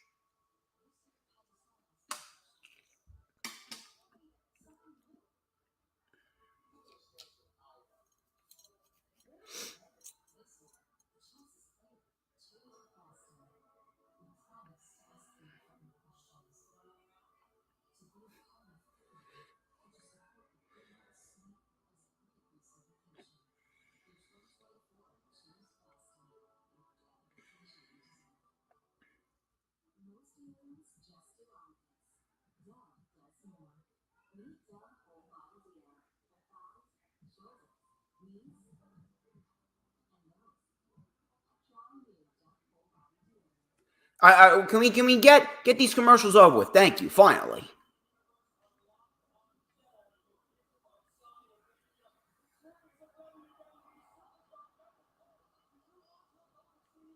Tiffany Stratton. Can you believe that Tiffany Stratton was not in the finals of the Queen of the Ring tournament? You believe that? Unbelievable. Fucking stupid, man.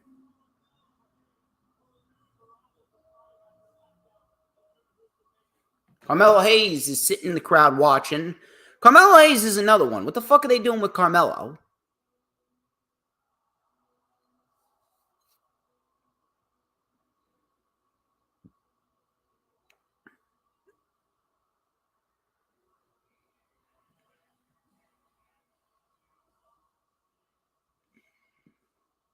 Gunther with the classic black jacket. No white jacket, no red jacket. It's the classic black jacket. The classic Ring General jacket when he first came in to WWE back at NXT UK TakeOver Blackpool. That was in January of 2019.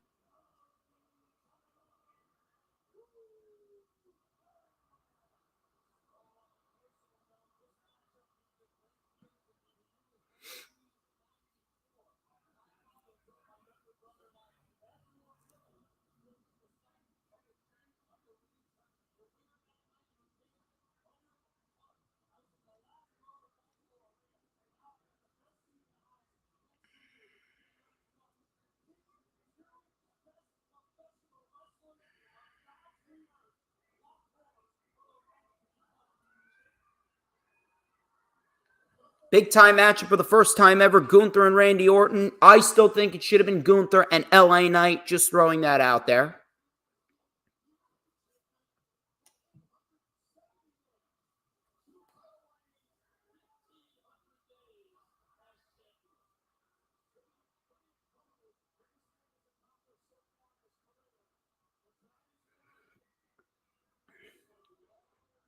Got a lot of people watching right now.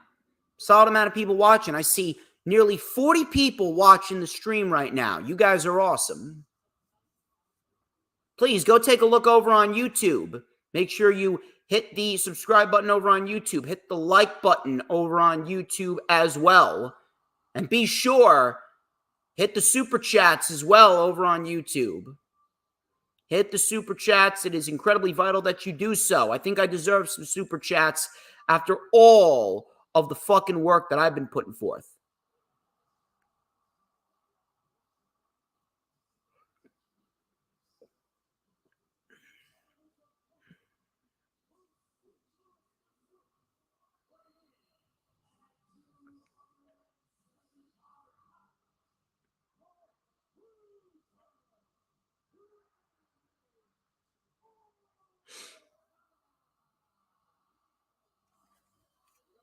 I'm very, very happy that they decided to adopt singing Randy Orton's theme song because it's a great fucking theme song. Although, Burning My Light, that's actually a better song.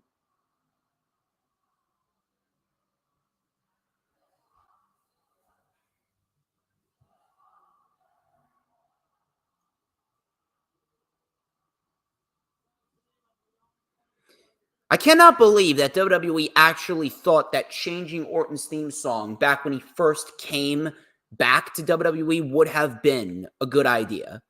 Some things are better left untouched. You are not going to change Randy Orton's theme song, probably one of the greatest theme songs of all time. You don't fucking change it. You just don't.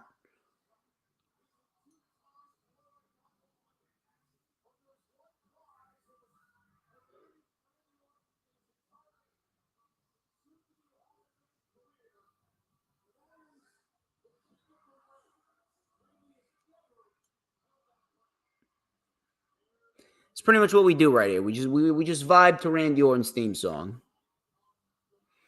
I hear voices in my head, they counsel me, they understand, they talk to me. I'm gonna get copyrighted on here, I swear to God.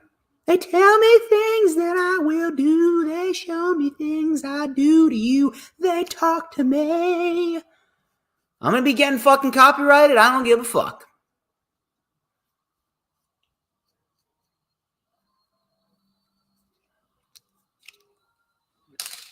Rev Theory, man. Great fucking band.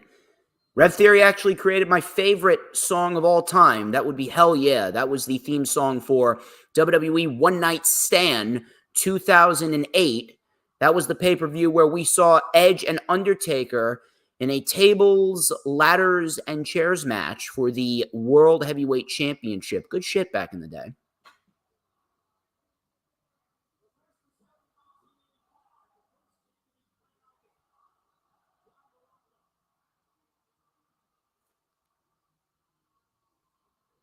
All right, taking a little bit too long there, Randy.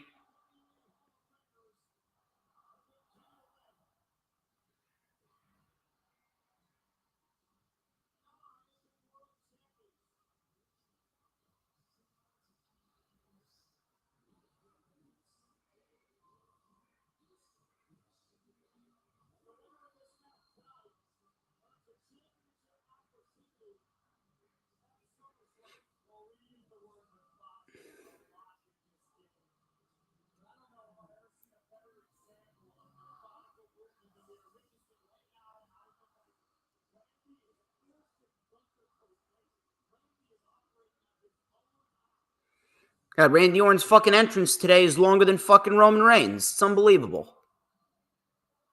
Too much of the entrances. Get to the wrestling. Come on. This is what I can't fucking stand about some WWE pay-per-views. It's all fucking entrances and fucking video packages. The wrestling should be the meat and potatoes of the show.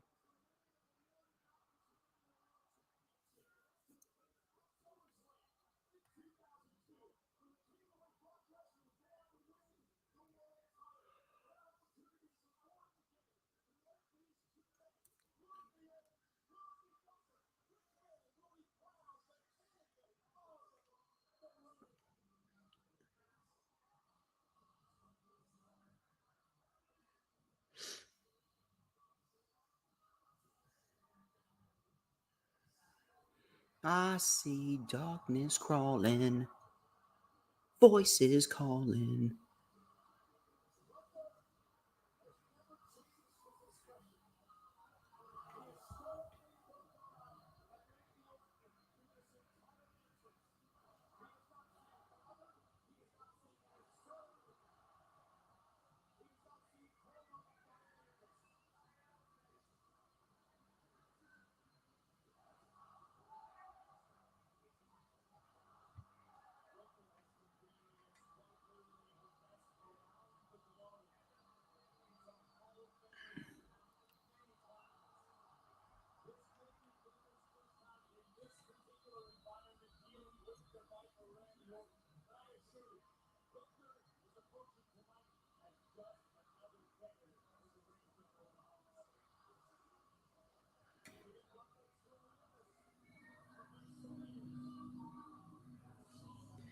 We went through two rounds of Randy Orton's theme song, and we still haven't gotten an opening fucking bell. I understand it's a catchy fucking theme song, but holy fuck, come on.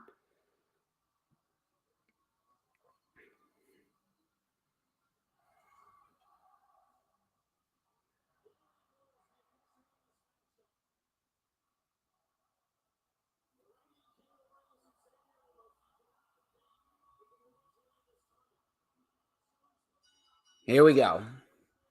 That time after 7 minutes of a fucking entrance from Randy Orton.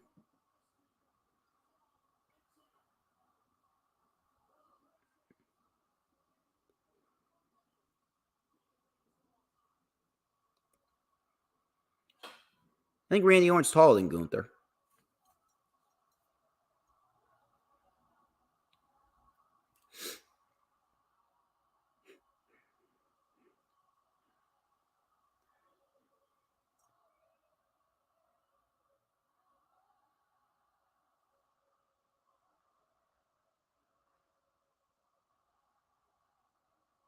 They're loud.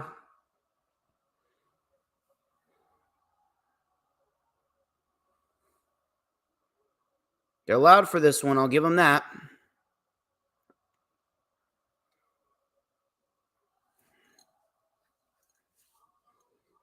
All right, here we go.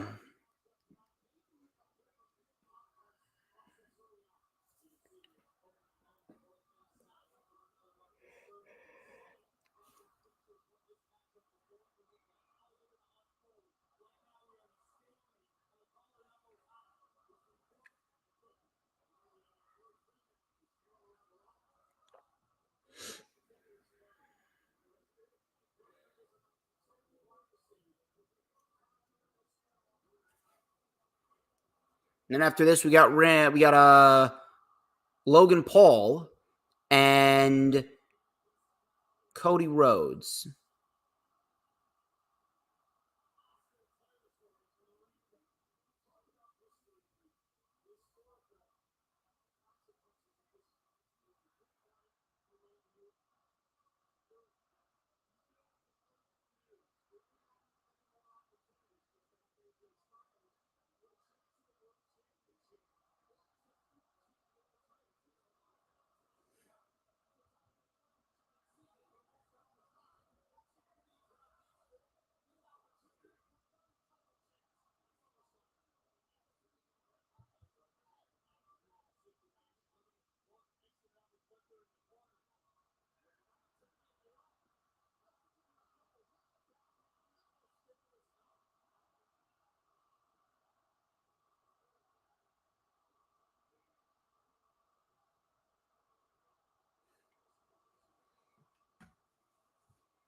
This may be one of the loudest I think I've ever heard the Saudi Arabian crowd be. Not even bullshitting you.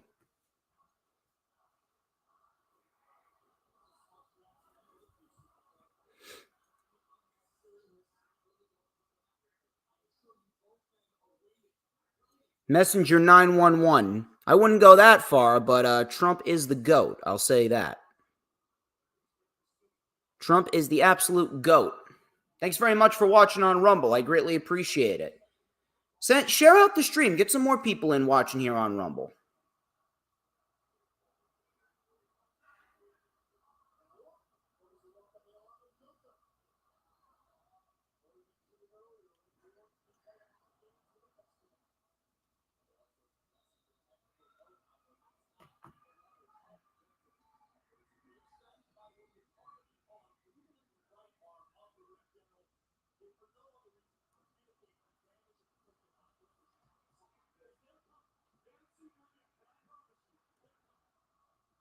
Very, very standard here. Obviously, it's going to take a while to pick up. You know, both of these guys are a little, slow and methodical.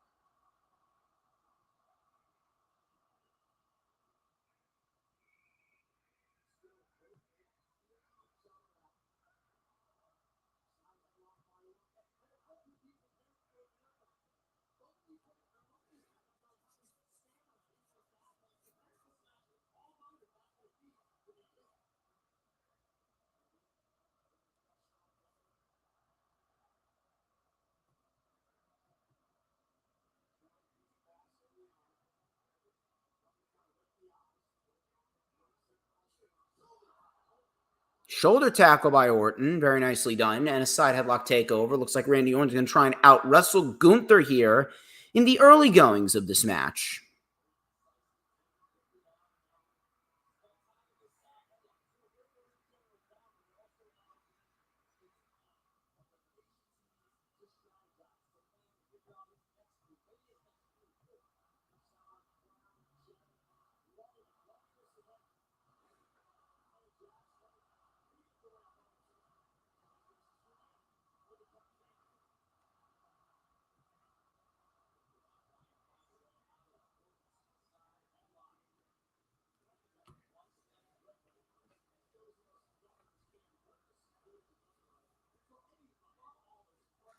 Pretty standard here early on.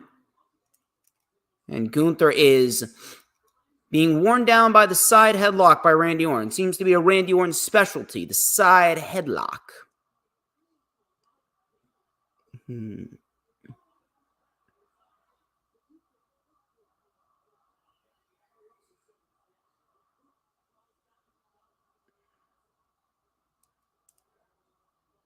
And there's the chop. There's the chop. Randy Orton, I think this is his first time feeling them Gunther chops. Hey, they ain't like normal chops, I'll tell you that. Like fucking gunshot chops. Gunther, your hair's a little bit off center.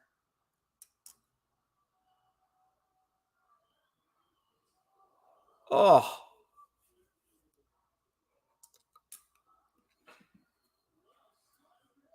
He won't go down. Randy Orton stops the chop. And Randy Orton with a right hand. Here comes Orton.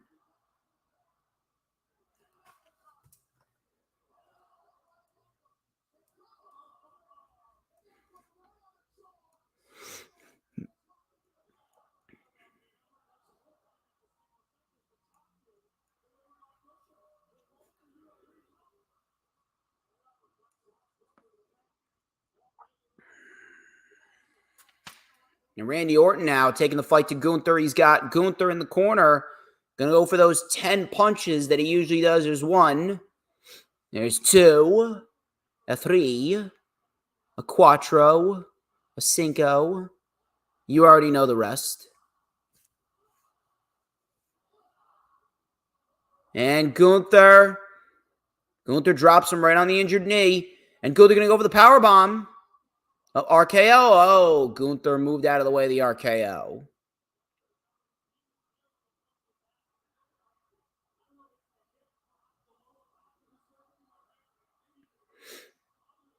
And now Gunther's going to target the back.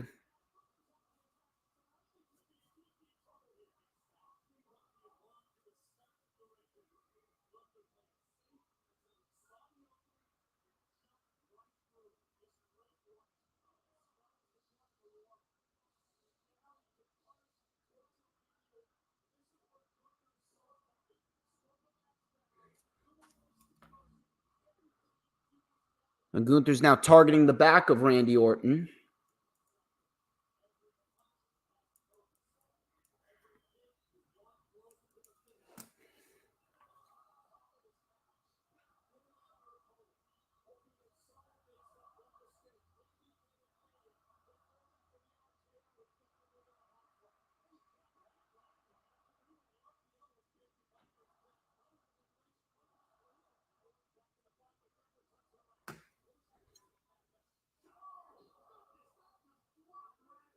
Now, clearly it dropped Randy.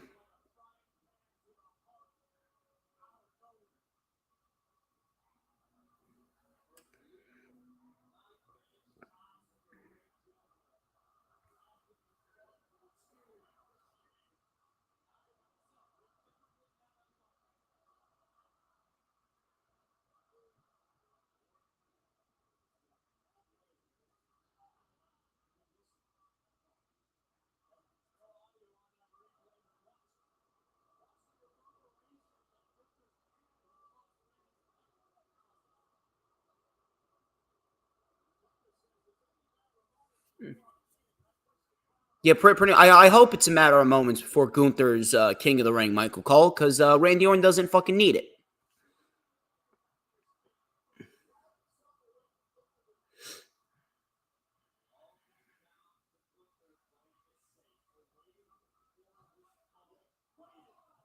Waiting for the moment, baby. You're waiting for the moment.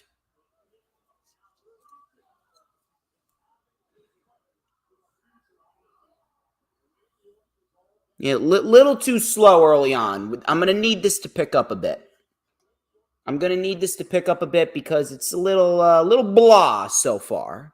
Little blah.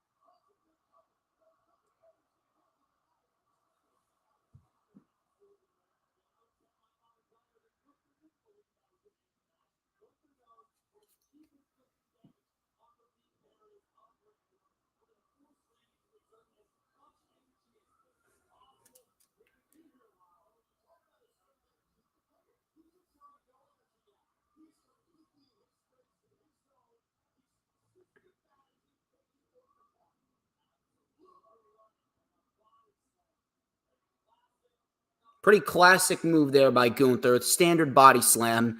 I'm going to be quite honest with you. We're 10 minutes into this. This match is fucking boring. This match is really fucking boring. I'm not going to bullshit you.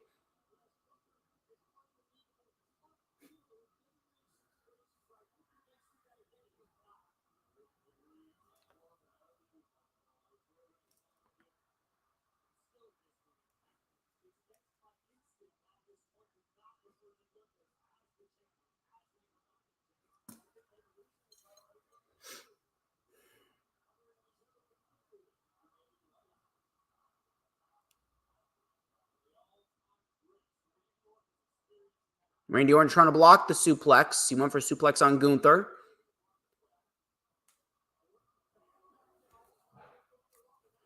Orton now trying to get Gunther up for the suplex. And he got it.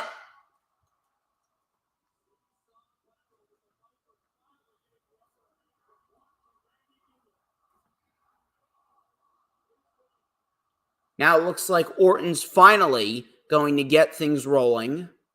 It's about time after the first 10 minutes of this match.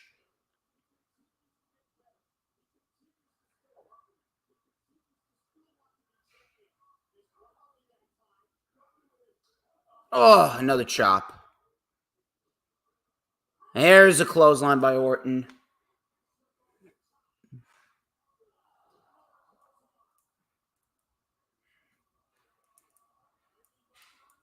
Oh, he missed the power slam. Oh, big lariat by Gunther.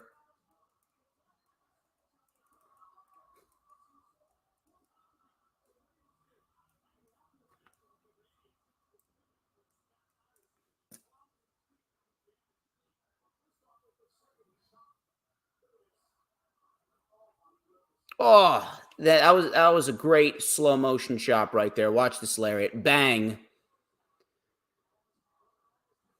Now that was a nice sequence, I will say that. Match needs to still pick up a little bit more. But that was a nice sequence right there.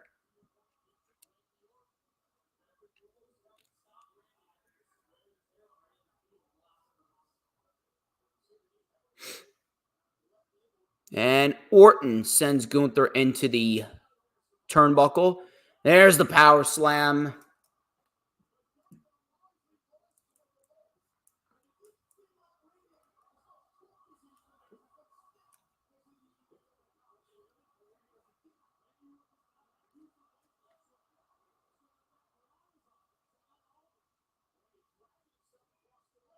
And now Randy Orton now looking for the draping DDT.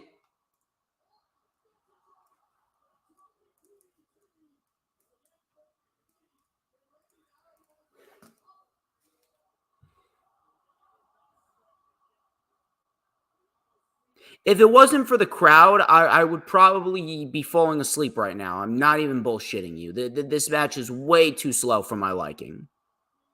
Matter of fact, it's way too slow, period. Not just for my liking. It's not about my opinion. It's about the facts. And the fact is that this match is too slow.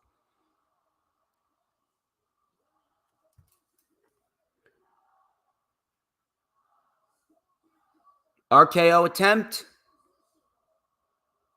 Went for it. No, Gunther. Body slam by Gunther.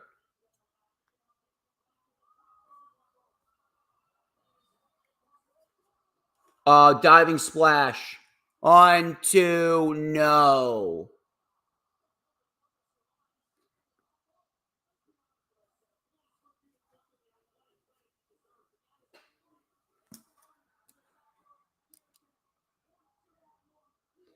Second splash missed.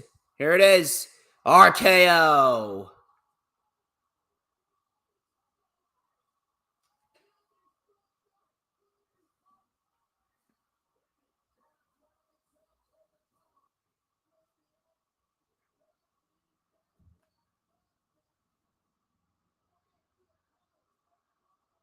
He crawled to the cover, but Gunther, he rolled out.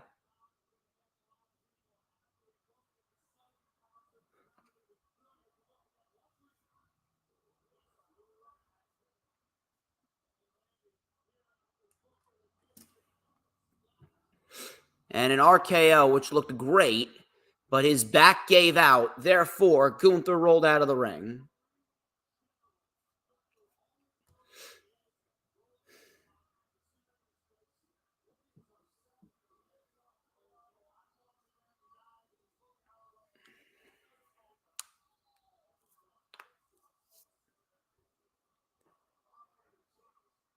We are on the outside now. Now Orton back suplex to Gunther on the table.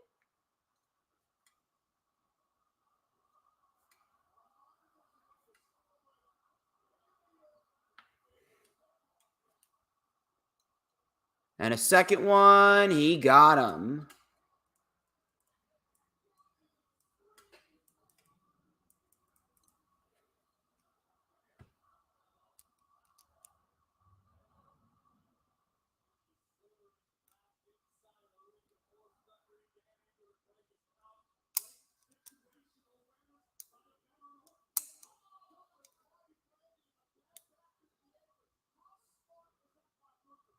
It was very smart by Gunther, Michael Cole.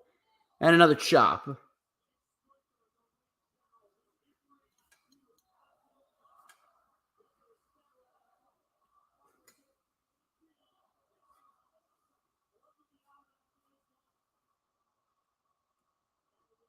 Look out, he's trying. Oh, back body drop on the floor.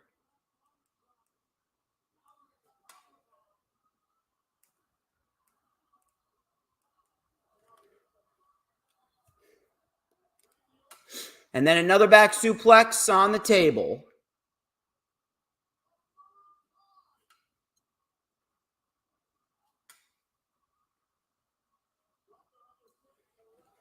Getting him back into the ring. So here we go, back in the ring.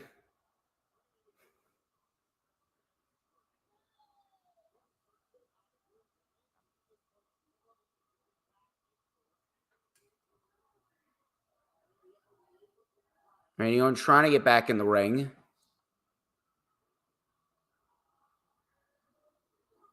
Oh, Gunther drop kick to the knee.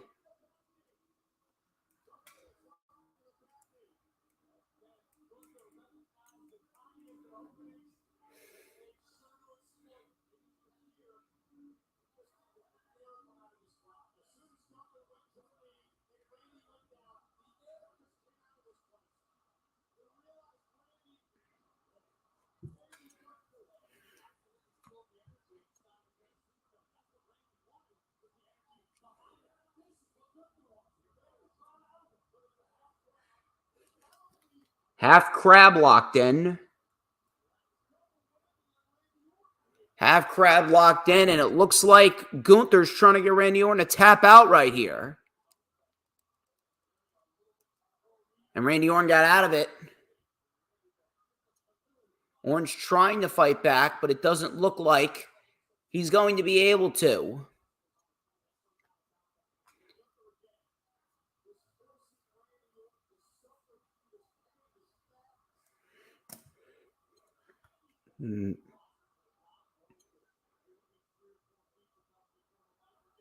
And Gunther, he had it locked in, but Orton got out of it again.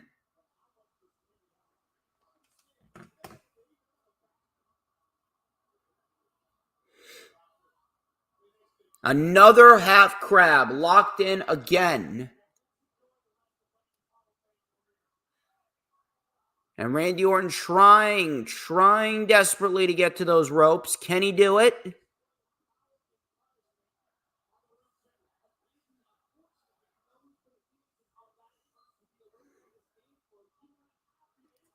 Oh, he couldn't get to the ropes.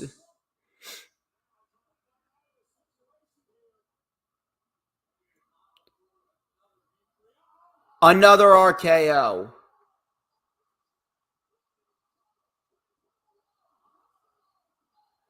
No, yes. RKO. Gunther kicks out. Look out. 1, 2. That was a botch and a half right there. That was a botch and a half right there.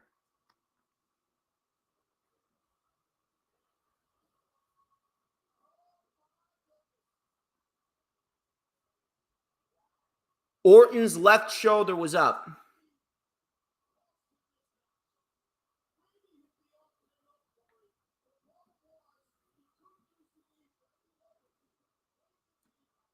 Gunther with the crucifix pin, and his left shoulder was up. Why didn't you just have Gunther win with a powerbomb?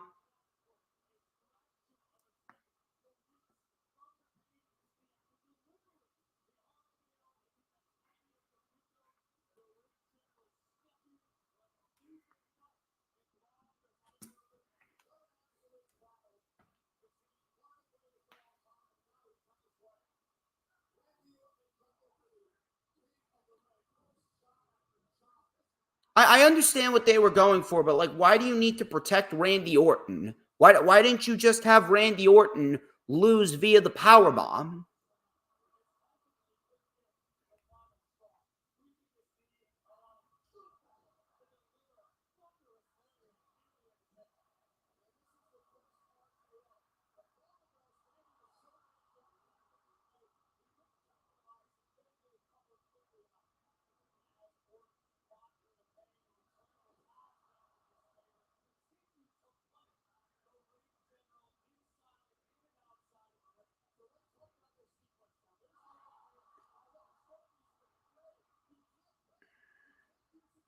Well, watch what happens in the end here. This crucifix pin, right?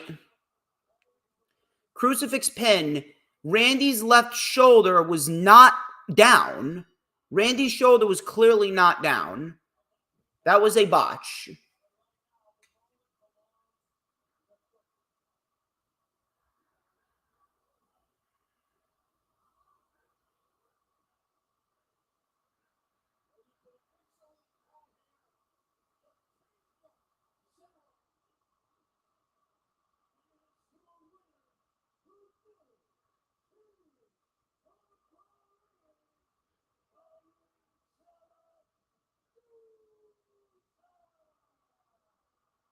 Gunther just should have ended that with a powerbomb. Gunther just should have ended that with a powerbomb. Very, very, very bad ending right there.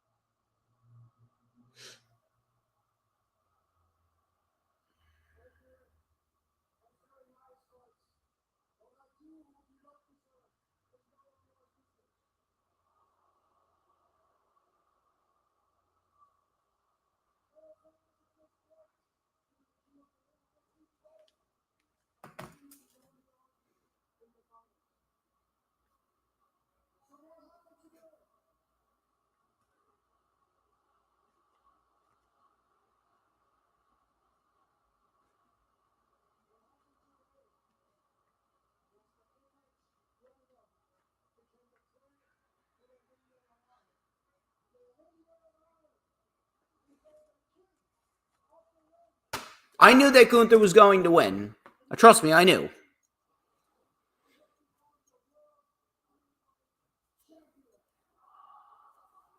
He will be becoming the World Heavyweight Champion.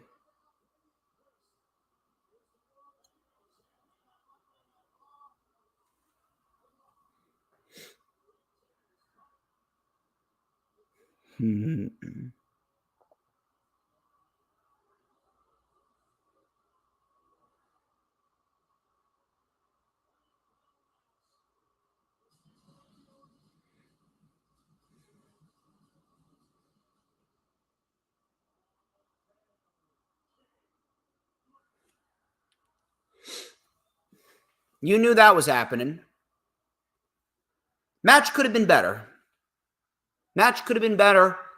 A little too slow in the first 10 minutes. It got better towards the end. But yeah, that was a very bad ending. Horribly, horribly botched. I don't know why they went with that ending. Should have been a power bomb. And we don't need to protect Randy Orton. We don't. We do not need to protect Randy Orton because Randy Orton's already established. He could take X amount of losses in a row and he would still be as legit as possible.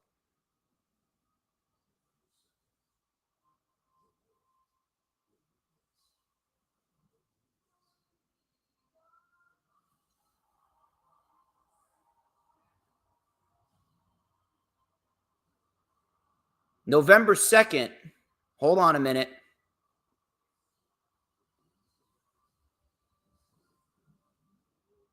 November 2nd, Crown Jewel. I had a feeling that was going to happen.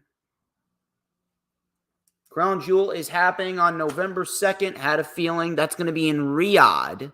It's like they are going back to Riyadh.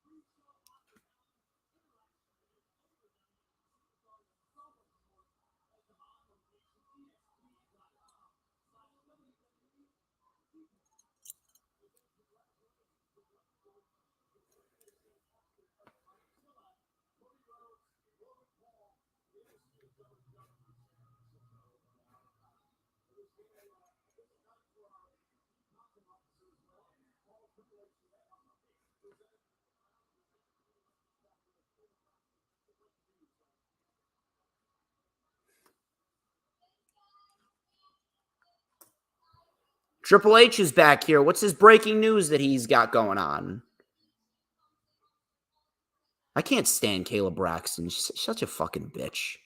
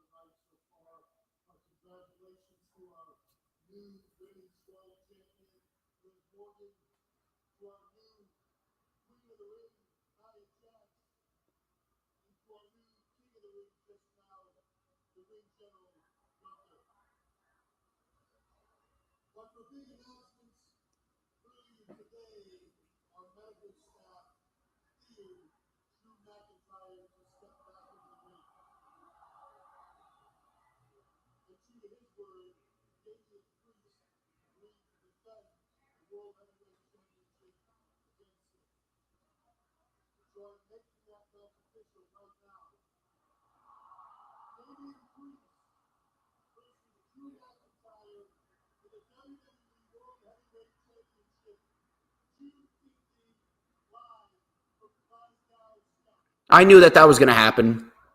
Triple H just announced that Drew McIntyre is cleared, and we will get Damian Priest and Drew McIntyre for the World Heavyweight Championship at Clash at the Castle. Now, here's the question. The question here is, will we see CM Punk cost Drew McIntyre again, or is Drew McIntyre going to beat Damian Priest? You're going to give Drew McIntyre a loss in his hometown of Glasgow, Scotland. I don't know about that, but CM Punk cost Drew McIntyre. That's going to make CM Punk one major fucking heel coming out of Clash at the Castle, that's for sure.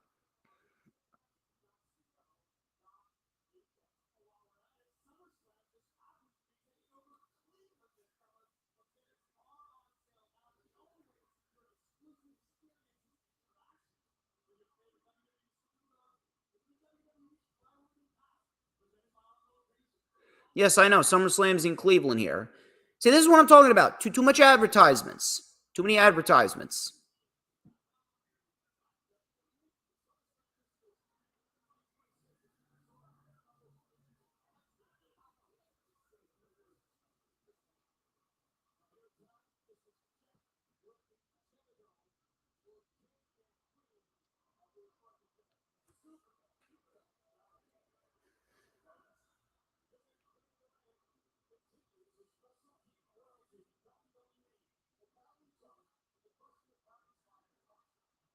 Logan Paul, he's warming up.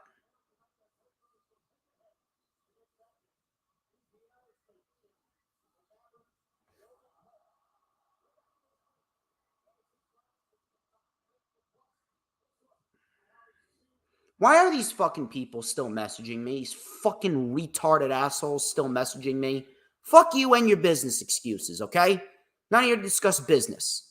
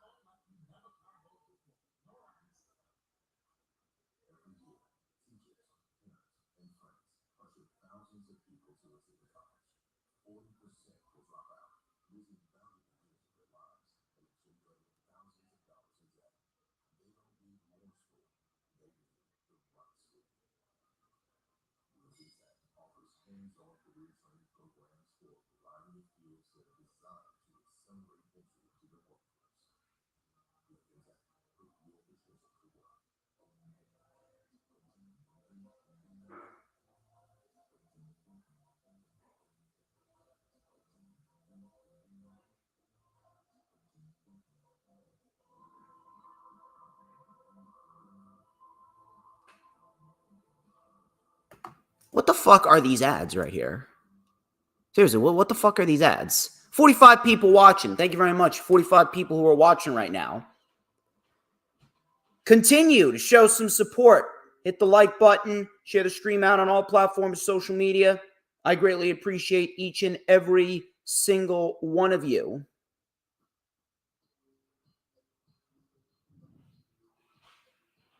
Sheamus continues to troll Gunther on social media. Hashtag one shoulder. Yes, I know. I know, because Randy Orton's shoulder off the mat, that was a clear-cut botch and a half. It looked horrible.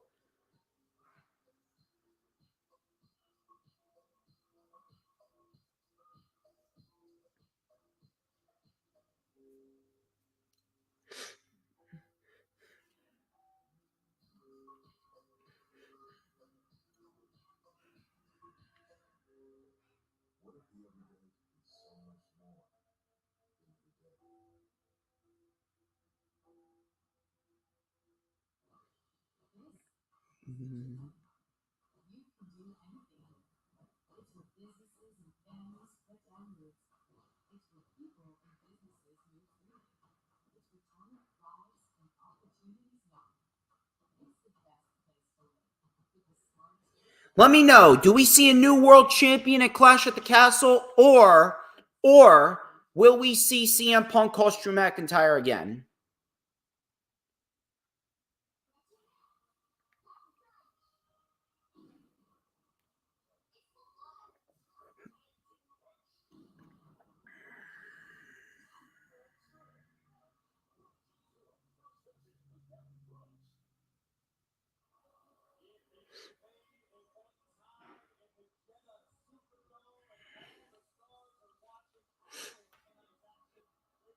Chelsea Green and Piper Niven, they're in the crowd right now. Who gives a fuck? They're both worthless. LA Knight, listen, if LA Knight can get that big of a pop just by sitting there, why has he not been given a championship yet? Really fucking stupid that he has not been given a title yet.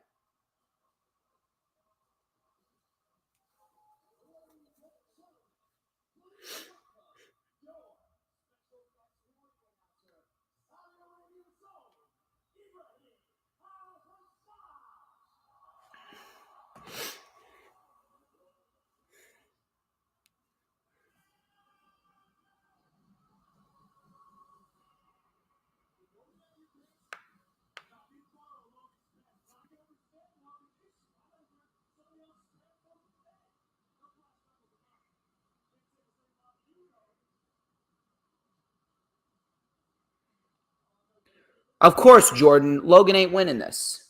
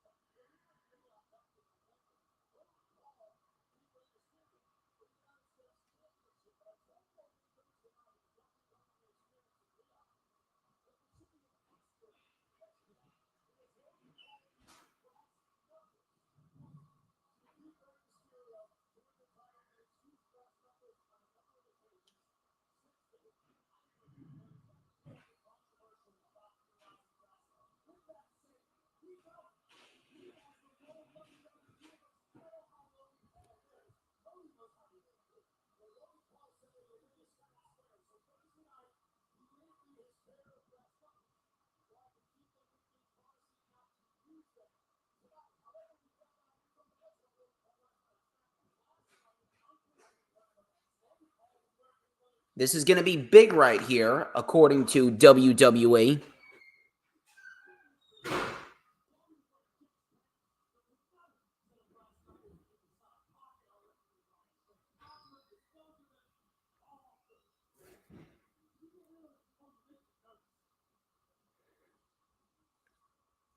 Really stupid that they made this match official when Logan Paul was still the United States champion.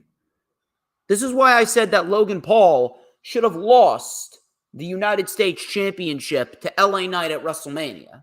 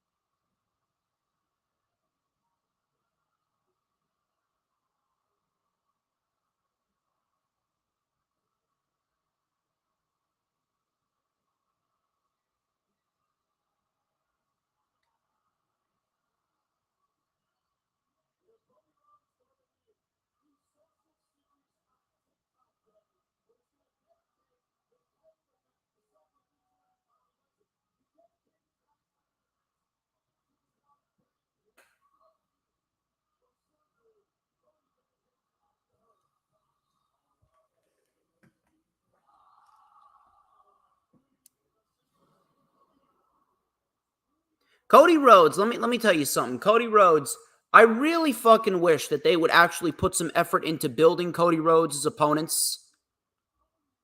The fact that he is champion is great.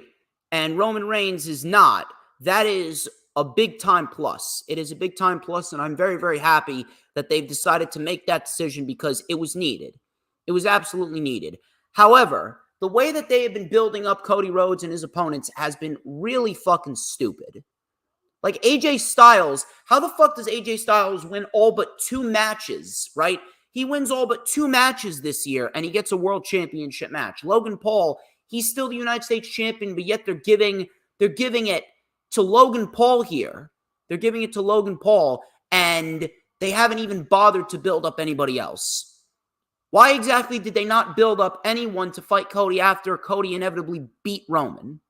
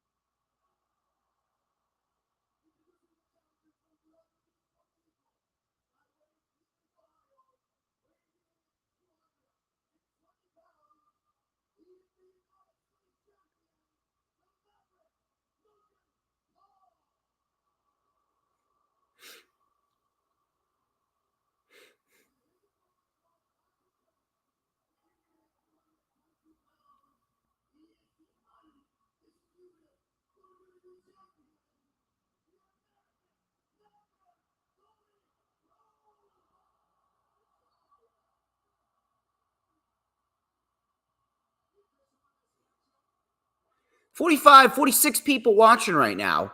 Good crowd, ladies and gentlemen. Good crowd here for the watch along.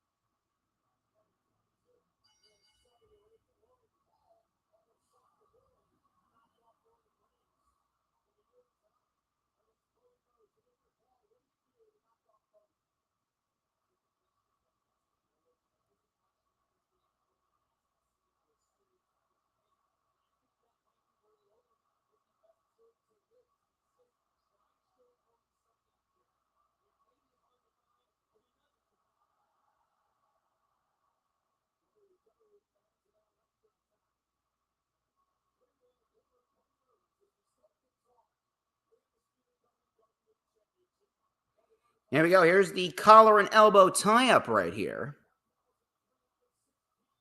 Collar and elbow tie-up right here as Cody Rhodes backs Logan Paul into the corner.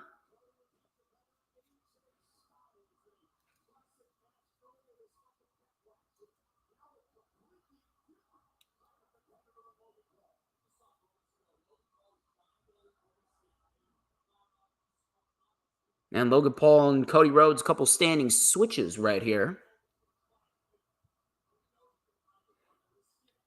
Very nicely done.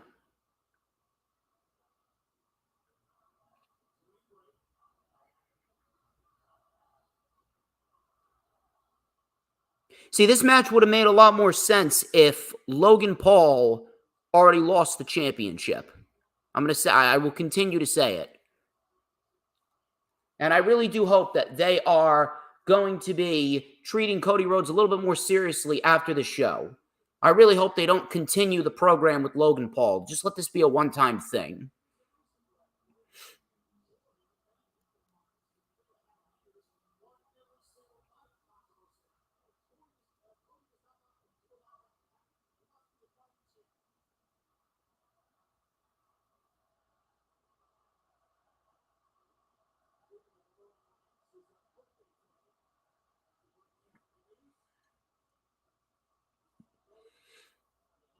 Nice little leg sweep by Logan Paul. There's the cover. Nope. Leg sweep by Cody. Missed. Leg sweep again by Logan. Went for an ankle lock, but now Cody Rhodes grabs the ankle, but Logan Paul grabs the ropes. Pretty standard back and forth right here between these two. The main event of the King and Queen of the Ring. Although, realistically, the main event should be starting 30 minutes earlier, but, they wasted all their fucking time with the entrances and the fucking video packages. This is what WWE needs to do better. They need to wind down on all of the entrances and all the fucking video packages because it honestly drags out the show longer than it really needs to be.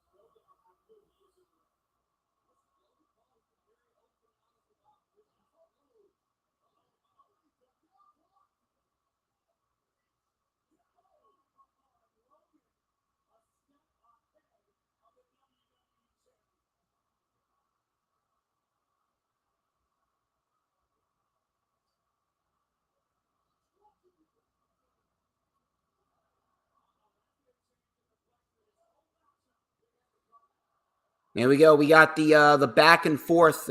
The back and forth strikes beginning to ensue. I like it.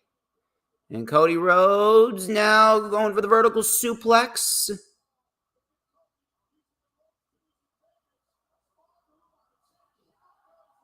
Very nicely done. I believe that was a gourd buster. Nice gourd buster. Very nicely done.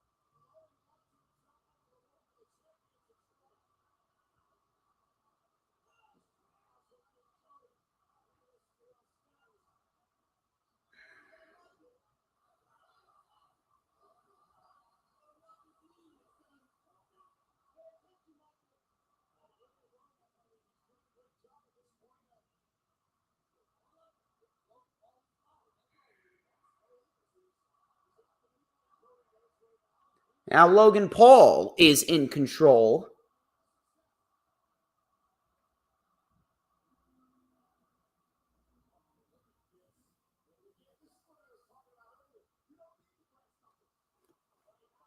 Now Logan Paul now with the body shots to the gut of Cody Rhodes.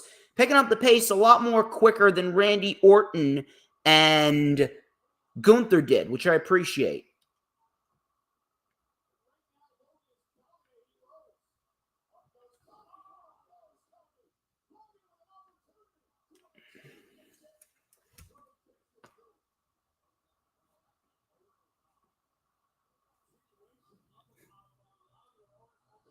Alley-oop facebuster by Logan Paul. Yeah, I don't normally see an alley-oop facebuster very often.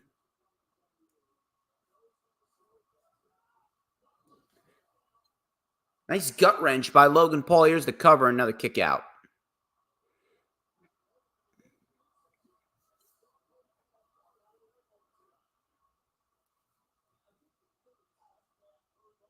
And Logan Paul is just hitting Cody Rhodes with a ground and pound right now.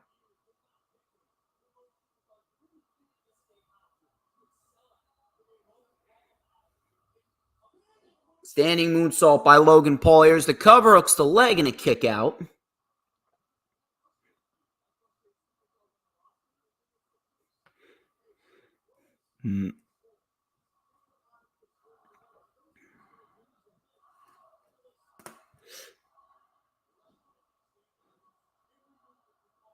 And Cody Rhodes now cuts off Logan Paul up top.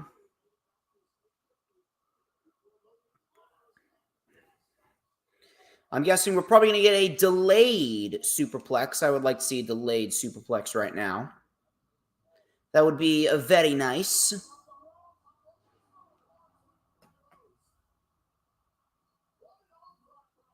That was an arm drag, not a superplex. Avalanche arm drag.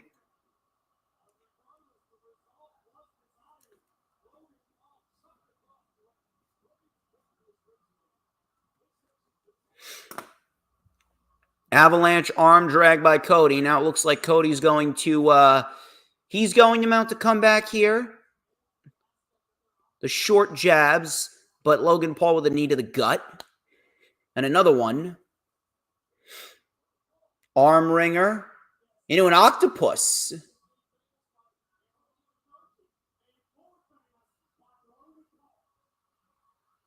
And Cody Rhodes gets out of the octopus. Targets the, I said octopus, wow. See, that just goes to show you, like, you can't speak too fast. Because when I'm speaking too fast, I'm forgetting what I'm even saying.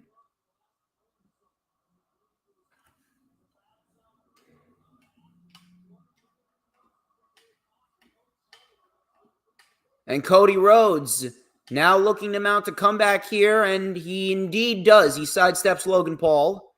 Cody, disaster kick on Logan Paul.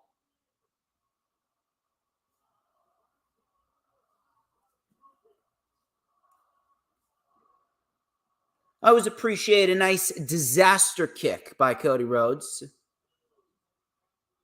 I almost thought Logan Paul was bleeding from the left side of his face there. I almost did.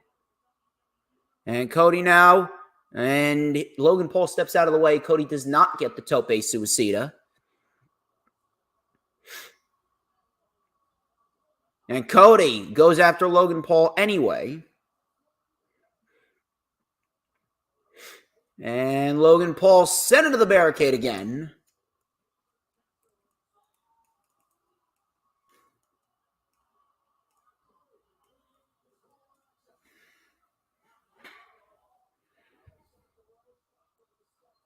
And Logan Paul's got a prime drink. Blue prime. He needs a little energy drink here and there.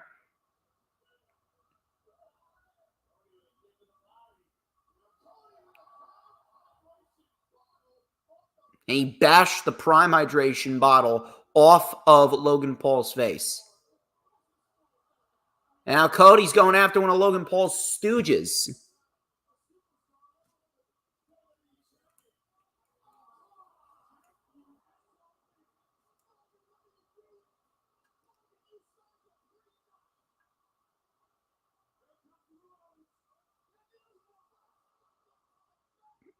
Brass knuckles to the bass ribs. I knew Logan Paul was going to do that.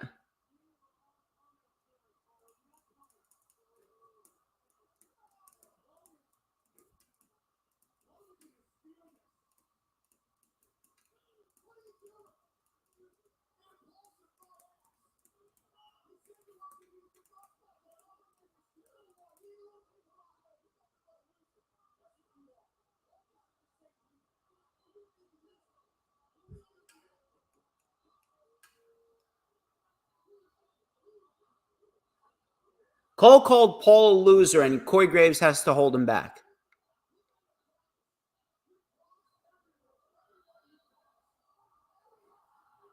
And Cody Rhodes with a tope suicida.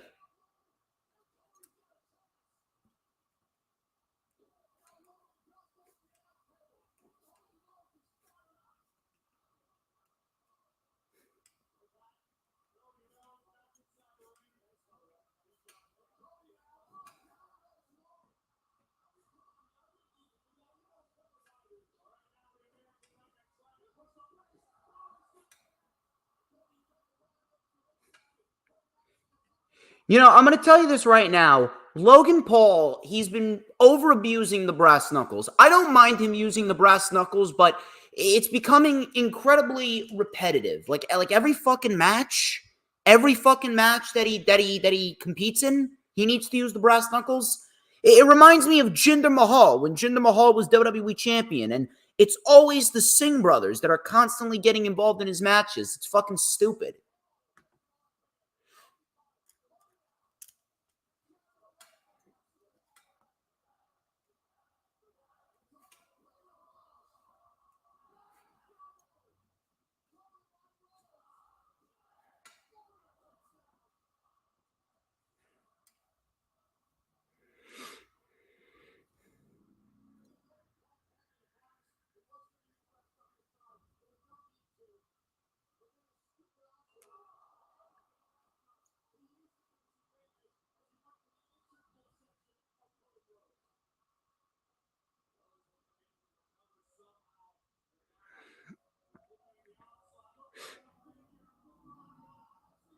Figure 4 locked in.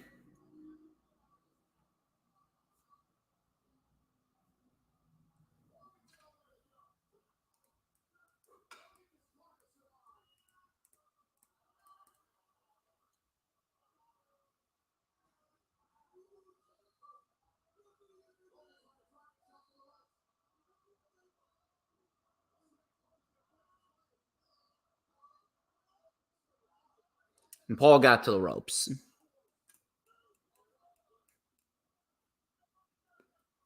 Paul was able to get to the ropes.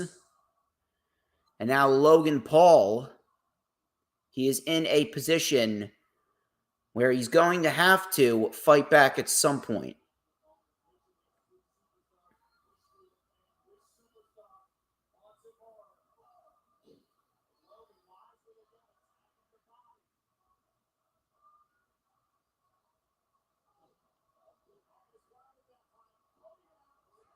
There's the Cody cutter.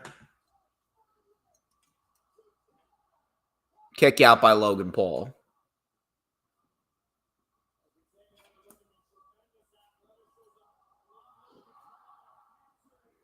Very nicely done.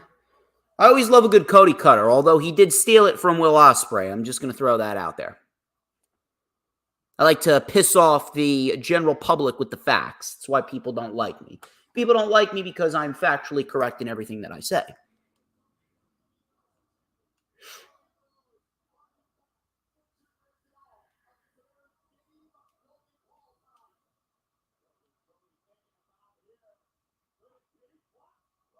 And Cody Rhodes, he's got Logan Paul up, looking for the vertebreaker. No vertebreaker. Paul with a crossroads. That was nicely done. Kick out by Cody.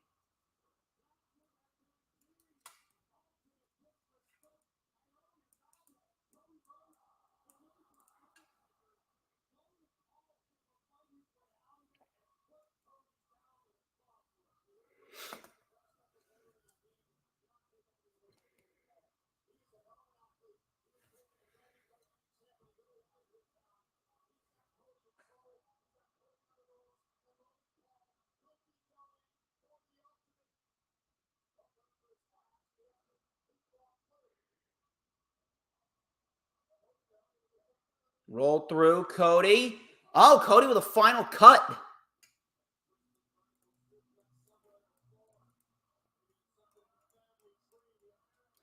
Final cut in tribute to his brother Dustin Rhodes. Very nicely done there.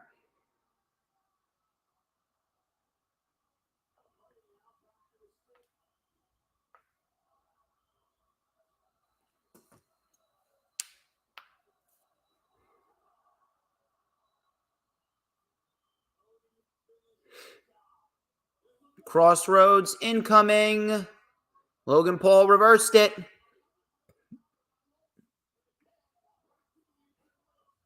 And Logan Paul with the shoulder tackles into the corner.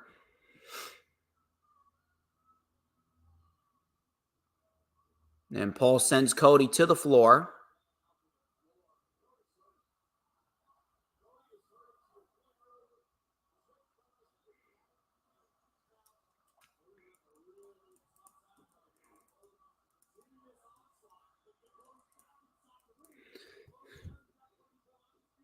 Are we going to see a frog splash through the table? I would appreciate that.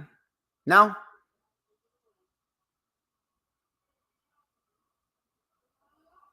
Brings him right back out.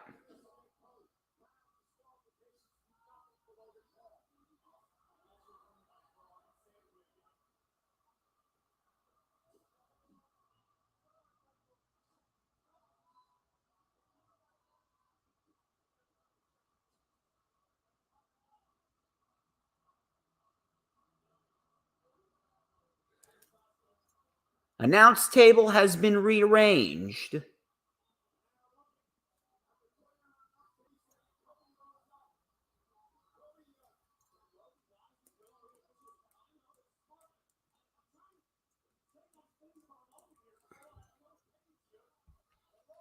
Cody on the table, and now Logan Paul going for a pedigree. Oh, Cody now fighting back.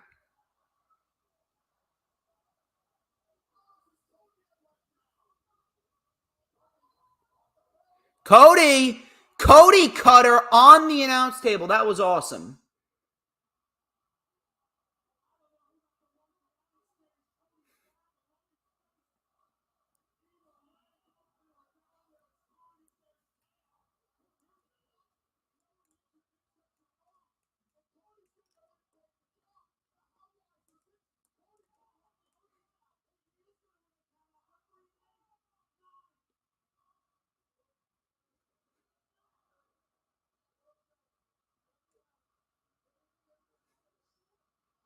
Cody told the referee not to count.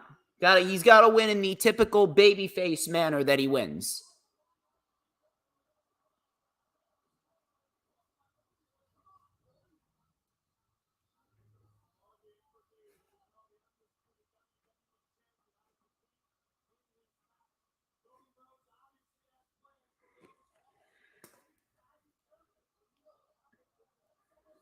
And Cody sent into the steps. Of course, we're going to get this. There's the punch.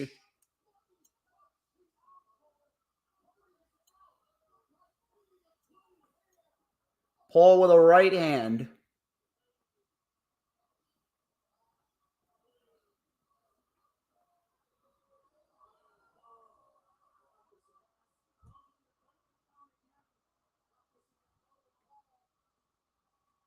Paul went up top. Looks like we're going to get a frog splash.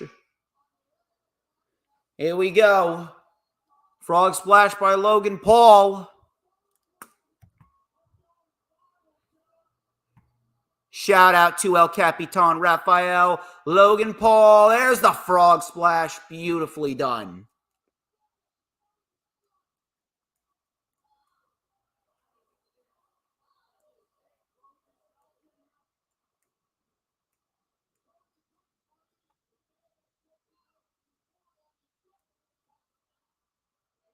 Beautifully done right there. Shout out to Raphael. You're fucking awesome. Be sure to send in those super chats if you haven't already done so. Show's going to be coming to an end sooner rather than later.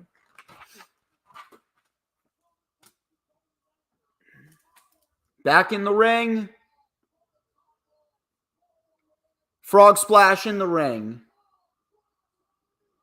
No. Good near fall.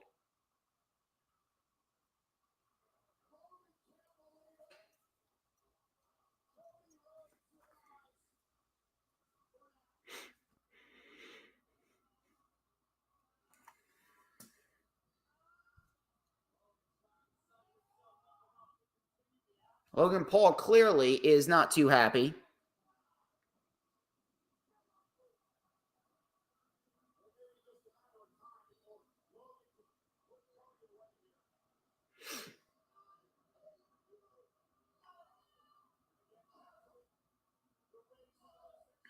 Complained to Cody that he hates him.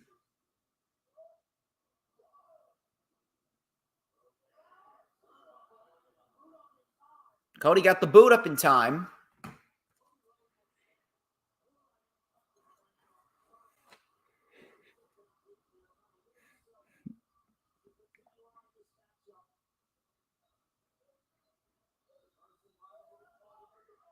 Ref went down.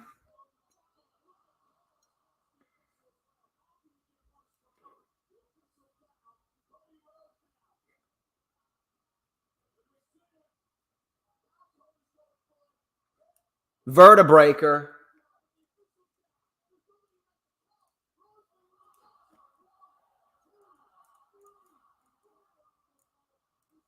There is no official. I think the brass knuckles are coming right here.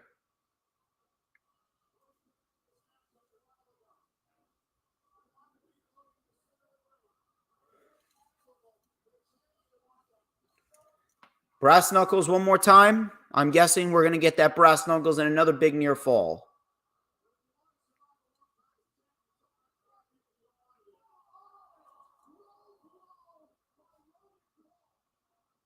Paul with a low blow. Of course that was going to happen.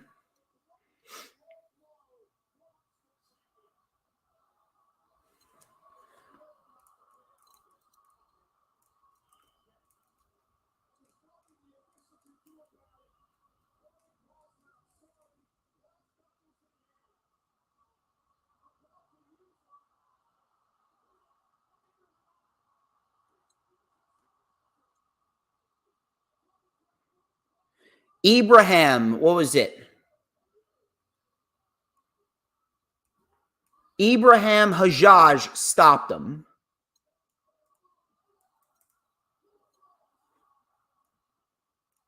Crossroads by Cody. Number 1.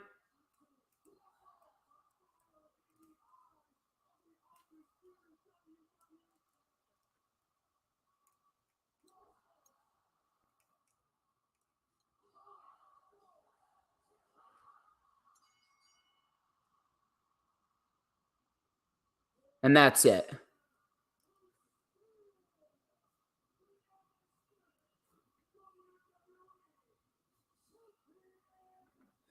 We didn't need that interference by Ibrahim Hajjaj. We didn't really need that.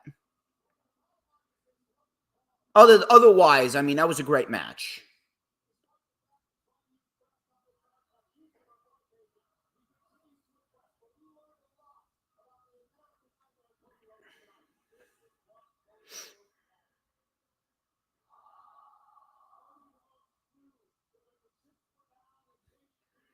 I'm going to tell you this right now. WWE is very, very lucky to have a guy like Cody Rhodes.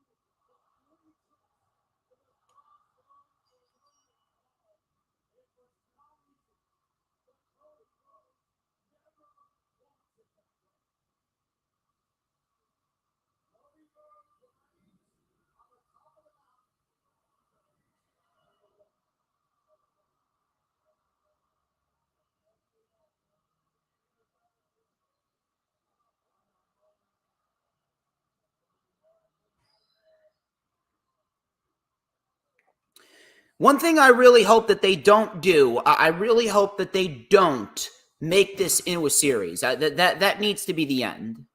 That needs to be the end of it, and we need to move on from Cody Rhodes and Logan Paul. But the question is, like, who else do they have? Who do they have next? I really don't know what they're going to do going forward.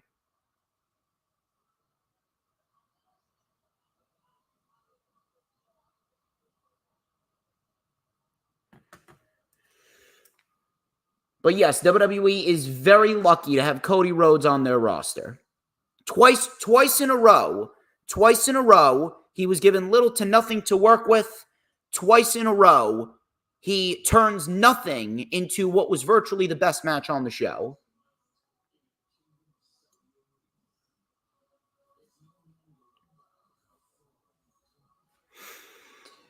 Long stream today, ladies and gentlemen. Long stream today. We went over 3 hours.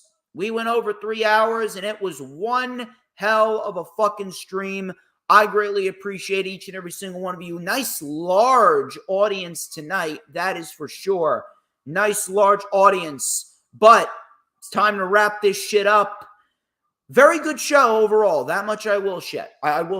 A very good show overall. Every match, minus the Queen of the Ring finals, had the right outcome. We will be talking about this more tomorrow, because tomorrow it is the rewind for King and Queen of the Ring with my main man, Little Stevie from Indianapolis. We have not collaborated in a while, so I'm very, very happy to collaborate with him. And then on Monday, it is the rewind for Double or Nothing 2024. I will be flying solo for that review. And then next Thursday,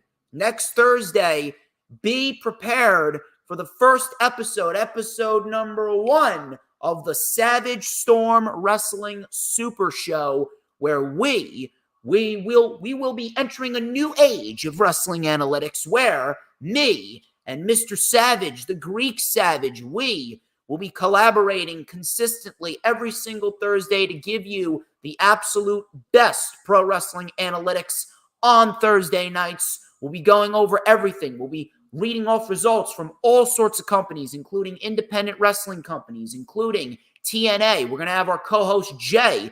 Jay, he is going to be on the show, his friend Jay, and he is going to be doing the watch-along with TNA. Me and Savage, we will be going over all the major wrestling shows and all the major wrestling results, whether it be Rampage, Collision, Dynamite, Raw, SmackDown. We're also going to be going over every single major news, rumor, and report. And we are going to change the game on Thursday nights, ladies and gents. It is going to be something that you are going to want to watch. We are going to have a great summer. The Summer of Storms is officially kicking off. The Summer of Storms is underway this weekend. Till next time, thank you very much to Jordan Kirby. Thank you very much to Raphael. Thank you very much to Darwish. Thank you very much to Hoolagrim. Thank you very much to Dylan and Grega John and Dee Dee and Adam Carl, James Punaseca. You guys are all fantastic. I am DJ Storms. This has been the Lightning Flash Update, the special King and Queen of the Ring watch along. But before we get out of here, ladies and gentlemen, you already know what I'm going to ask. Who runs the IWC? As I take a drink of my ice water here. Oh, I'll tell you who runs the IWC. Who but DJ motherfucking Storms. And don't you ever, ever forget it. Retribution! Oh yeah, we want retribution! Oh yeah, we want retribution! Oh yeah, we want retribution! Yeah, we ran out of patience for your love with the cold heart!